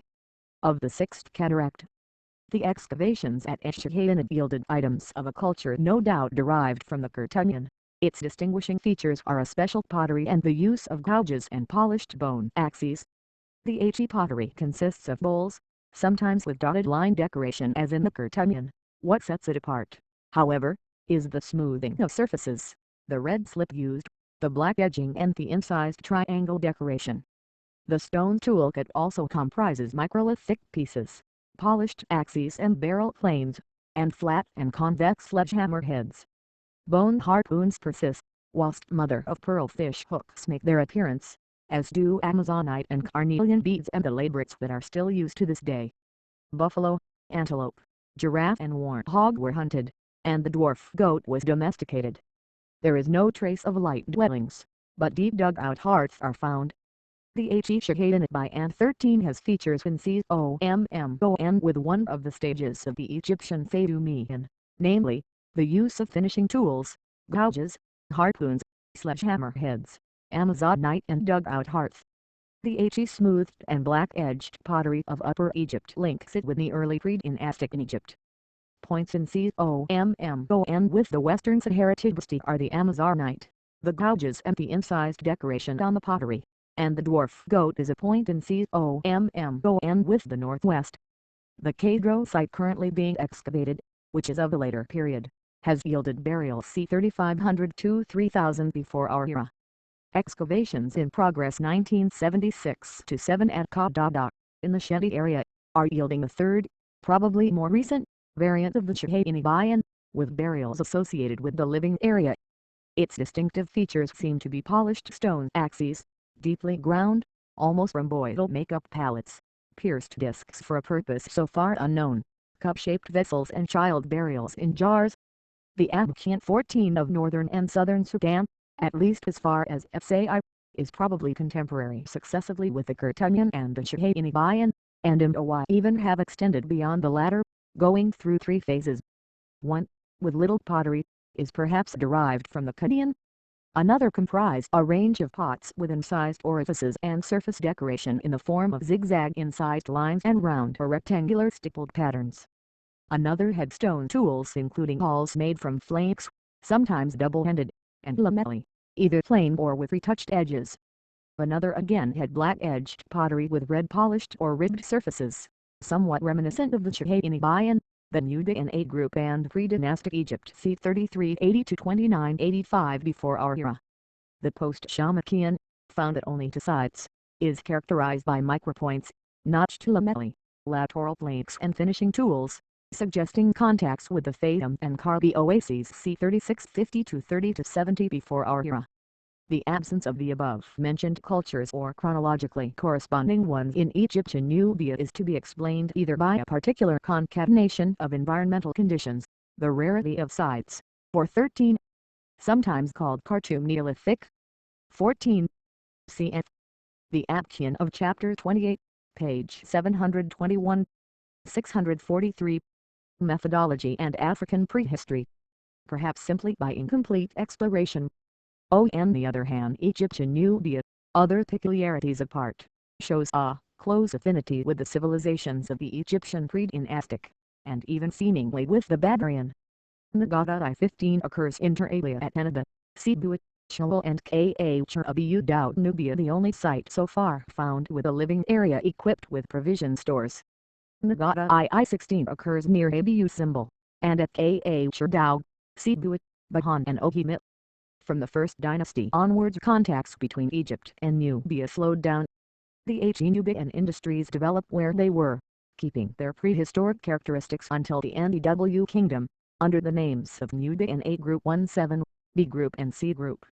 In Egypt, different geographical and environmental conditions brought into being two distinct cultural groups, which developed in parallel on Egyptian territory in the south and the north, preserving their cultural independence until the country was unified under the First Dynasty. The use of copper is a secondary factor. It started in the south much earlier than in the north, because of the nearness of small deposits of the mineral sufficient for limited uses. The Southern Cultural Group Upper Egypt. The Southern Group appeared from the outset as an advanced civilization. It has been described on the basis of the study of many large cemeteries and a few remains of inhabited areas. The Tantan, so far only summarily investigated and even questioned by some prehistorians, occurs in Middle Egypt at Tusa, Batri, Mustayirda and Magmar. KNOWN from its cemeteries and some scanty remains of villages, it shows some original features unknown elsewhere. The pottery, mostly dark bowls, more rarely red or black edged and sometimes with ribbed surfaces, is unusual because of the sharp angle between the straight or oblique upper portion and the narrow foot. The cup-shaped pots with incised or stippled decoration illustrate another original type, thoroughly African in character. The stone tools include in particular large polished axes of silicified limestone, scrapers, knives and awls. Rectangular makeup palettes, mainly of alabaster, rings, ivory bracelets and pierced shells make up the range of items concerned with personal adornment. There are also bone spoons and fish hooks. As to the burials, graves are oval or rectangular, sometimes with a side niche containing the body lying on its side with its arms and legs drawn up, its head pointing to the south and its face turned to the west. The dead were provided with tools, pots and personal ornaments. 15. The Ancient Pre-Dynastic of Chapter 28, pages 714 to 15. 16. The Middle Pre-Dynastic of Chapter 28, pages 715 to 16, 17. See Chapter 28, pages 722 to 4, 644. Prehistory in the Nile Valley.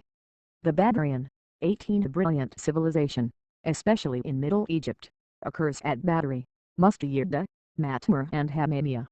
Its unusual character is highlighted by the very fine pottery, which comprises vessels of various colors including red, brown, gray and red with black edging, often covered with finely incised lines, usually oblique. They are mainly narrow, keeled or wide-mouthed bowls. There are also basalt bowls and goblets, and ivory vessels. The insides are sometimes ornamented with incised plant motifs. The stone toolkit includes biface cores with convex denticulate cutting edges, hollow-bottomed or bay-leaf-shaped arrowheads, and other lamellar tools. The bone or ivory ladles, combs, bangles, fish hooks and figurines exhibit considerable artistic merit.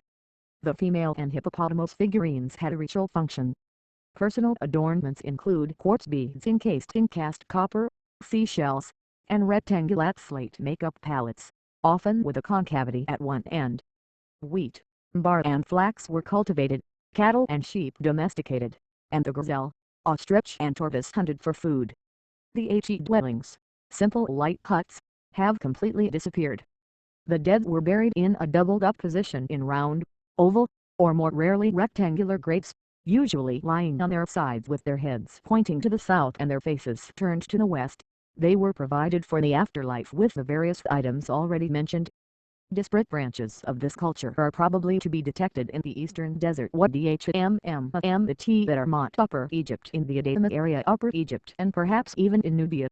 Nagata I-19 is found in stratigraphy at Hamania and Mustayirda below the Badarian, starting in Middle Egypt, in Nubia and even in the eastern desert Wadi The smooth or polished red, brown or black pottery is distinct from that of the Badarian. A typical feature of Nagata I is the decoration on the pottery. It is no longer incised but painted in white on red vessels, and takes the form of geometrical designs, plant motifs and naturalistic compositions. The tubular stone pots, often of basalt with pierced handles, frequently bend in a conical foot. The biface stone tools include arrowheads with concave bases, lozenge-shaped and shaped knives and others with U-shaped forked ends, polished axes, lamellar tools and conical and discoid sledgehammer heads. Makeup palettes, mainly of slate, are first lozenge-shaped and then take on animal shapes. The bone and ivory objects, which are in a new tradition, are ornamented, as are the combs and pins, with human or animal figures. They were used for magical purposes, but sometimes are also harpoons. The houses are like shelters enclosed by stockades, as identified at Mahafsna. The use of copper is evidently on the increase. Provisions were kept in underground storerooms, but also in pots, at Mustayirda and Der El Medine. As to funerary customs, the dead were buried in rectangular graves. 18. The early pre-dynastic of Chapter 28, pages 713 to 14. 19. The ancient pre-dynastic of Chapter 28, pages 714 to 15, sometimes known as the Immigration. 645. Methodology and African prehistory. Crouched on their sides, with their heads pointing to the south and their faces to the west, and there are examples of multiple burials and of the burial of dismembered corpses c. 4000 to 3500 before our era. Nagata I-20 is stratigraphically later than Nagata I at Hamania, Mustayirda and Armont, and is found from the entrance to the Fayum at Jerza as far as southern Egyptian Nubia. The traditional Nagata I pottery develops by acquiring narrower orifices and pronounced rims. The white decorated ware is superseded by pink pottery with brown decoration in the form of stylized symbolic motifs, spirals, boats, plants and figures with arms upraised. Also characteristic are the pot-bellied vessels with wavy handles, which later became tubular and then lost their handles in the early historical period. Pots made of various kinds of stone, often very sophisticated, mostly reproduce the shapes of the pink ceramic ware. The stone tools, many of them very advanced, include bifid knives with V-shaped ends and others with two cutting edges, one concave and the other convex. one of the faces having been first polished and then very neatly retouched. The handles are occasionally covered with gold leaf for a sliver of ivory. Sledgehammer heads are pear-shaped. The copper industry is more advanced, and produces points, pins and axes. Pallets are increasingly stylized, eventually becoming round or rectangular. Bone and ivory figurines also become excessively stylized. Burial practices showed further refinement. The walls of the oval or rectangular graves are lined with wood, mud, or brick. Our recent excavations at the 1974 IFEO expedition found graves of a new type, shaped like bathtubs, dating from the end of this civilization. The layout of grave goods follows the standard pattern in this period. They are sometimes placed inside chambers. Dismembered corpses are also sometimes reported, but multiple burials disappeared. Moreover, the directional placing of the dead is no longer uniform. Dwellings consist of round or partially round clay huts, flimsy shelters, and rectangular earthworks as at El Ambro c. 3500 to 3100 before our era. The Northern Cultural Group Lower Egypt. The Northern Cultural Group is quite distinct from the Southern, mainly in the increased size of the inhabited areas, the monochrome pottery and the short-lived practice of burying the dead in the dwellings themselves. Fatimid B, to one still little known, has been studied north of Lake Fayoum. It is thought to belong to a final Paleolithic, or else to a pre-ceramic Neolithic. It comprises plain and microlithic lamellae with trimmed backs, bone harpoons and small pestles. Latest research has identified an intermediate stage between Fatimid B the earliest and Fatimid A the more recent. This stage, which WE proposed to call Fatimid C, has gouges and stalked biface arrowheads similar to those from the Western 20. The Middle Pre-Dynastic or Jersean of Chapter 28, pages 715 to 16. 21. See under Neolithic, Fayoum B, Chapter 28, page 709. 646. Prehistory in the Nile Valley. Desert Siwa Oasis, in Libya and constitutes a link with the Sahara. It is datable at c. 6500 to 5190 before our era. Fayoum in Tutu has been much more fully investigated so far as dwelling places are concerned. It exhibits an ungainly type of monochrome pottery, smoothed or polished and red, brown or black, comprising bowls, goblets, cups, rectangular buckets, hand vessels with feet or with bosses at the rim, as in the Badrian. The stone industry, which shows an advanced bifacial technique, comprises arrowheads with concave or triangular bases, points, sickle heads on straight wooden hafts, polished axes and one discoid sledgehammer head. There are bone pins, pratballs and points with peduncular bases. The crude makeup palettes are of limestone, or more rarely diorite.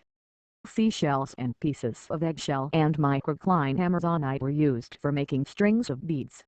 Where the dwellings were, no trace of the presumably very flimsy shelters has survived, but there are many dug-out hearths similar to those at Shahadinat in the Sudan.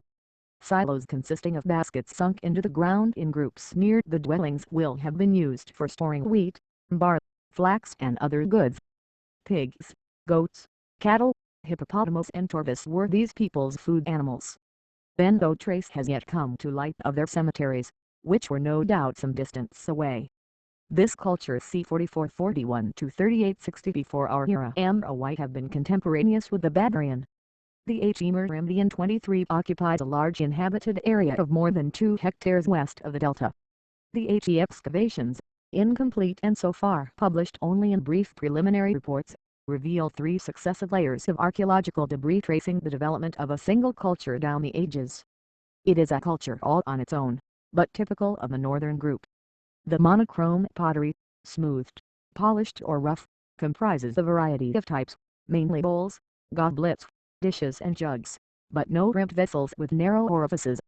Specific forms include ladles like those of the Badrian, bowls with bosses like in the Badrian and the Fayoum, and footed pots as in the Fayoum. These pots are sometimes decorated with indented stippling on the rims, or with incised vertical lines, patterns in relief or palm leaf motif. There are very few pots made of basalt or hard greenstone and ending in an agate-type foot. The bifacial stone toolkit contains the same types as the Fayoum. There is a globular or pear-shaped sledgehammer head, and there are carved bone and ivory bratballs, needles, balls, harpoons, spatulas and fish hooks. Personal adornments include hairpins, bracelets, rings, pierced shells and beads of various materials. It is worth mentioning to make up palettes, a shield-shaped slate one and a granite one, both being materials imported from the south.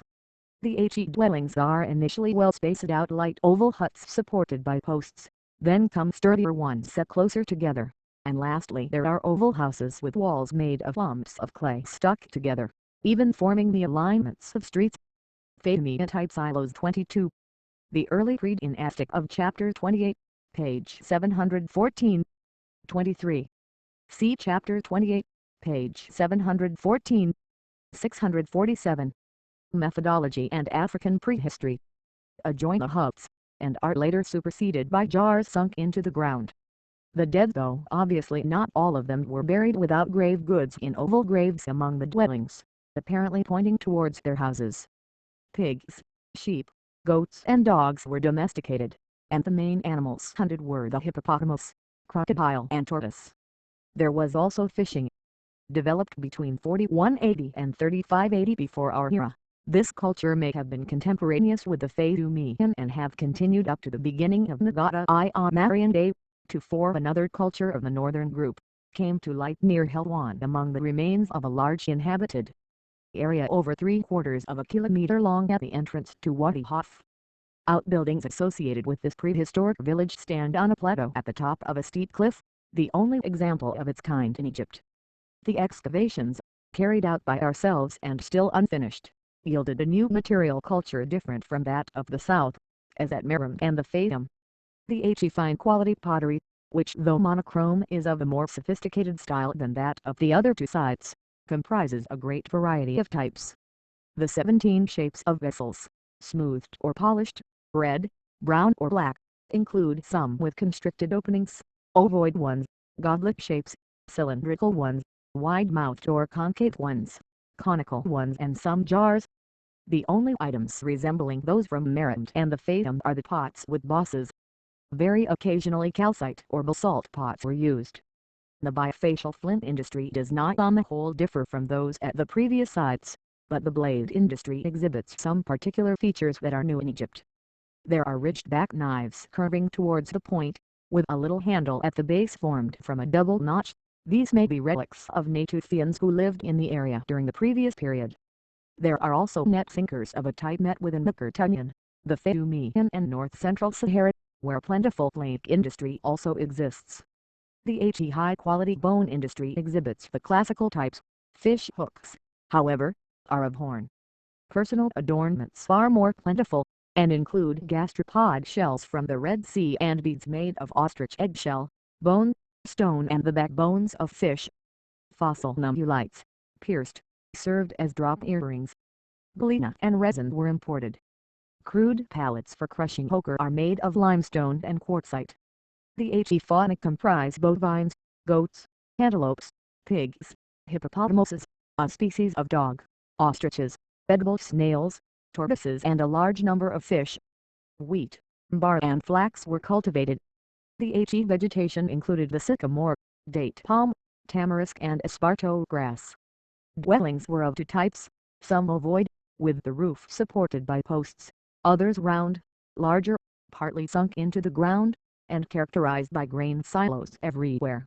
The HE dead were buried within the village, more crowded together than at Merom, and by and large they were all positioned in the same way, in an earthenware jar with their heads pointing to the south and their faces to the west. One corpse, probably that of a chief, was holding a 24.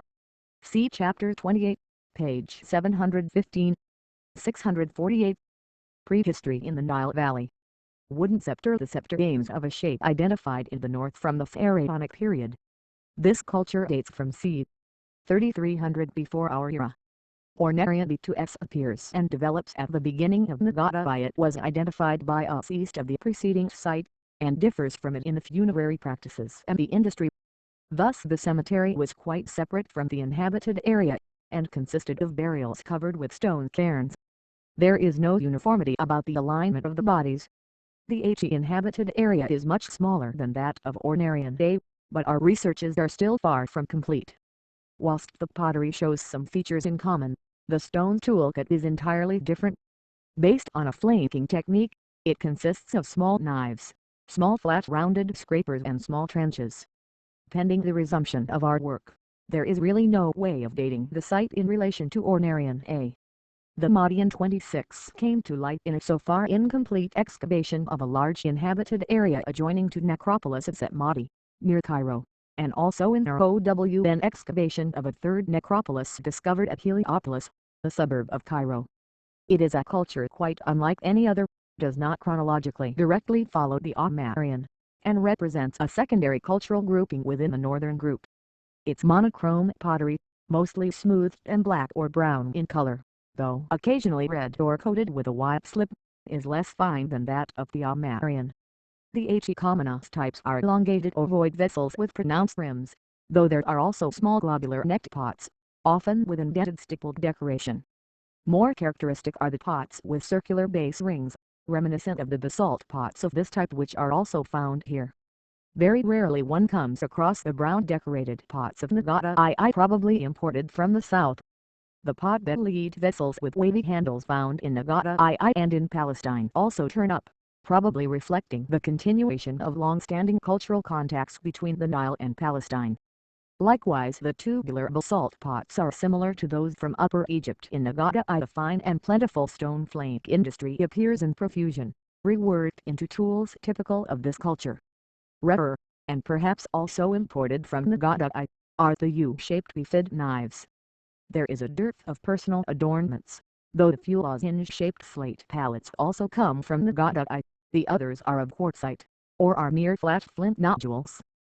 An important point is that the Madian culture, for the first time in the pre-dynastic cultures of the north of the country, exhibits the use of copper, and on quite a large scale too. The Fadumian, Mehrabian and Amarian knew nothing about copper working, though in Upper Egypt it was used in much earlier periods. From the Badrian and particularly Nagatian. 25. Perhaps to be placed in the late pre-dynastic, also known as late Jersean of chapter 28. Pages 716 to 17, but the dating still remains uncertain. 26. Perhaps belongs, at any rate partly, to the late pre-dynastic or late Jersean, see chapter 28, pages 716 to 17, but it may also be contemporary with the middle pre-dynastic or Jersean, see chapter 28, pages 715 to 16. 649. Methodology and African prehistory. Onwards. The people of the Nile Valley worked the small deposits close at hand in the southern part of the eastern desert. Copper pins, chisels, gimlets, fish hooks and axes have been found. At the same time there seems to have been some stockpiling of the mineral.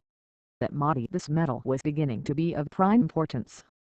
In our view this is to be attributed to the Madians' contacts at that time with the mineral deposits in Sinai, and this is confirmed by several features in common with the cultures to the east in addition to the pottery, which as already mentioned is found also in Palestine. There are certain flint tools and manganese. The Fonte comprise bovines, sheep, goats, pigs, hippopotamuses, tortoises and fish, and the plants include wheat, barley, castor oil plant and esparto grass. The inhabited area yielded a large number of stakes driven into the ground, which might have made it possible to demonstrate the existence of oval huts and traces of rough shelters. More advanced rectangular huts have also been discovered, built of bricks as at Mahasna, and also underground ones with steps leading down to them. Jars sunk into the ground served as grain silos, and circular excavations turn out to be provision stores, often yielding pots as in Nagatian. Cemeteries away from the villages contained round or oval, never rectangular, graves in which the corpses were doubled up on their sides, most commonly positioned with the heads facing south and their faces to the east. They were often provided with vessels. Gazelles, presumably sacred animals, were also buried in this cemetery, often with many vessels. In the necropolis at Heliopolis, on the edge of the cemetery, we unearthed a row of dogs, aligned at random and without grave goods. They were presumably intended to act as watchdogs, as in life. This culture did not immediately follow the Ornarian, but appeared at the end of Nagata I and went on developing until about the end of Nagata II in Upper Egypt. The continuing use of stone in the Pharaonic period, having outlined the various trends that formed a patchwork over the Egypt of the pre-dynastic period, let us now summarize their main features and endeavor to account for the divergences between them and explain how they came to converge. In the Pharaonic period, references during the long history of the pharaohs to two Egypts, north and south, having been united by the legendary Menes, founder of the first dynasty, are based on observable facts that go back to a very remote period of prehistory. Recent excavations are now seen to have confirmed the truth of this tradition and established that the partition between the north and the south existed as far back as the so-called Neolithic stage. The differences were not merely a matter of geography but involved various aspects of human life. Indeed, they gave rise to two independent main cultural groups, rooted in different geographical and environmental conditions. The southern group grew up along the narrow Nile corridor, hemmed in on 650. Prehistory in the Nile Valley either side by arid cliffs. The northern group took shape on the great fertile fan of the boundless delta. The northern group exhibits several cultures, similar in their broad lines but differing in detail, and more or less immediately following one after another. The southern one, against a common background, shows much more marked differences than exist between the cultures of the north.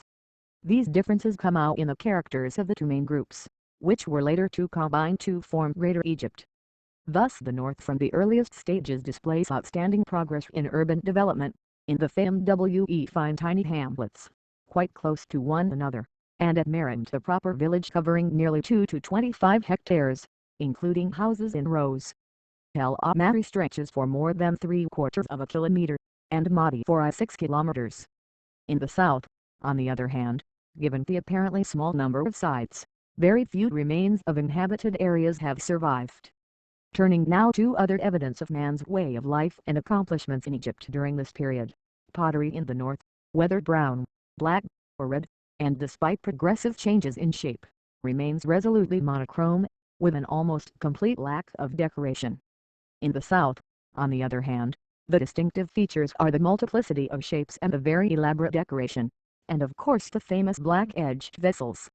Though the pottery in the north is somewhat inferior, the same does not hold good for the flint industry, which shows an extraordinary improvement in workmanship, not that the finish of some pieces in the south does not reach a high standard. In the realm of pure art the north is completely poverty-stricken, in contrast with the great flowering in the south. This shows itself from the Badrian onwards in splendid bone, ivory and earthenware figures, and also in everyday objects such as combs, ladles, drop earrings, beautiful palettes for grinding cosmetics and carved green schist amulets. Thus we see that there are big differences in many fields between the two parts of Egypt. We may say that whilst the north is more advanced in terms of the economy and of urbanization, the south achieved a very advanced level of artistic skill, foreshadowing the Pharaonic period.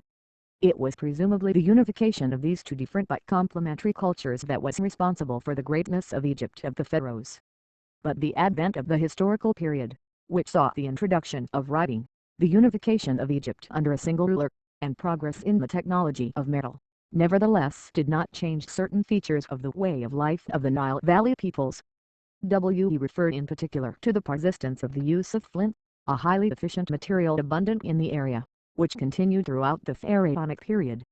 Indeed, it is noteworthy that mastery of flint working actually reached its peak under the early dynasties, as witness the superb so-called sacrificial knives from the royal tombs at Abydos in Upper Egypt and Saqqara and Helwan near Cairo. The perfection of their workmanship and their great size are astonishing. Remains 651. Methodology and African prehistory of dwellings from this period also yielded a complete set of domestic flint tools, only a very few copper objects being found at Hierakonpolis and El-Kabit in Upper Egypt and at Wadh-Mmt in the eastern desert. The Middle Kingdom remains of ancient Thebes at Karnak, recently unearthed. We found a great abundance of flint tools, and they are no different in manufacturing technique or range of types from those used during the Upper Paleolithic and Mesolithic. There are even many burins and some microliths. Moreover, our systematic exploration since 1971 on the Thebes mound at Luxor has revealed that of 200 flint factories over half are not prehistoric at all, but date from the Ndew Kingdom. They supplied the capital with large quantities of tools produced by a cruder technique than that of the Middle Kingdom. The output consisted almost entirely of knife blades and sickle heads, the latter still persisting into the late period. At the time of the pharaohs, flint was not used only for household tools. Flint crescents were used to drill shift bracelets at Wadhmt, these being the type of adornment used from the early historical period up to the end of the Archaic period. At the end of the Third Dynasty they were used at one stage for cutting up the blocks of stone for the step pyramid of the pharaoh Sos at Saqqara. Soft stone vessels were hollowed out by means of these same tools in workshops in the Fayyum, close to the calcite deposits, until the Old Kingdom. From the earliest dynasties until the end of the NEW Kingdom, Egyptian archers' arrows were tipped with flint stones. Those of the pharaoh Tutankhamun 28th dynasty were made of glass, a luxury material as efficient as flint. Pharaonic Egypt also used less fragile minerals than flint for making tools for particular purposes. Picks and maglets for work in mines and quarries, which had next to take the hafts, were made of hard stones during the Old Kingdom, but were cruder and made of silicified limestones under the Middle and NEW Kingdoms. The Old Kingdom's funerary hypogeums at Giza, near Cairo, the Middle Kingdom ones in Middle Egypt and the NEW Kingdom ones in the Mount at Thebes were excavated and built with these crude stone implements.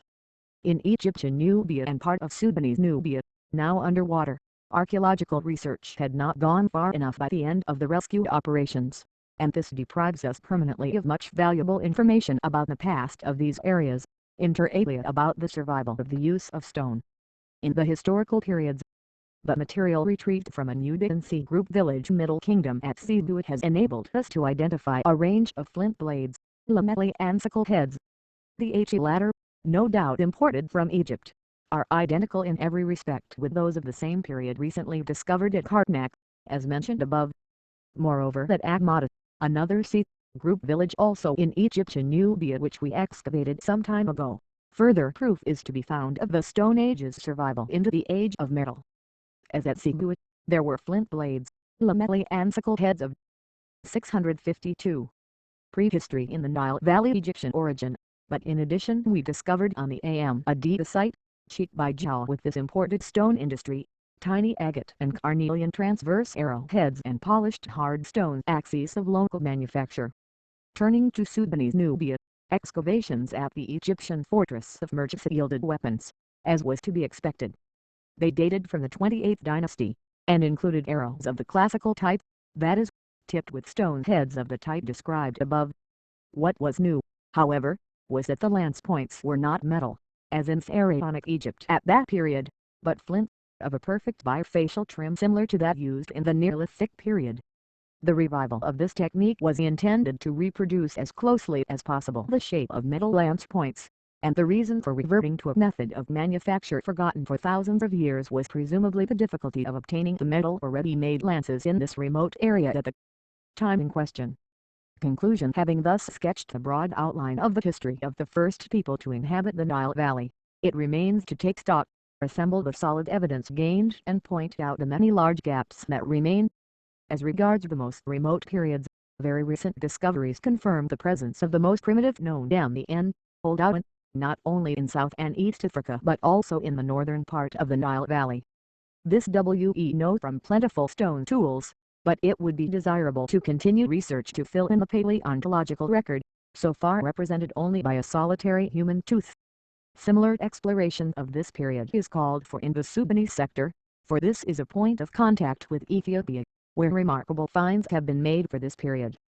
The typology of the stone toolkit of the early Stone Age has been thoroughly studied almost only in the Wadi Haifa area. The Thebes area has furnished data on one of the earliest phases, but there are manifold problems still to be solved, among them those concerning the races of the end during this period.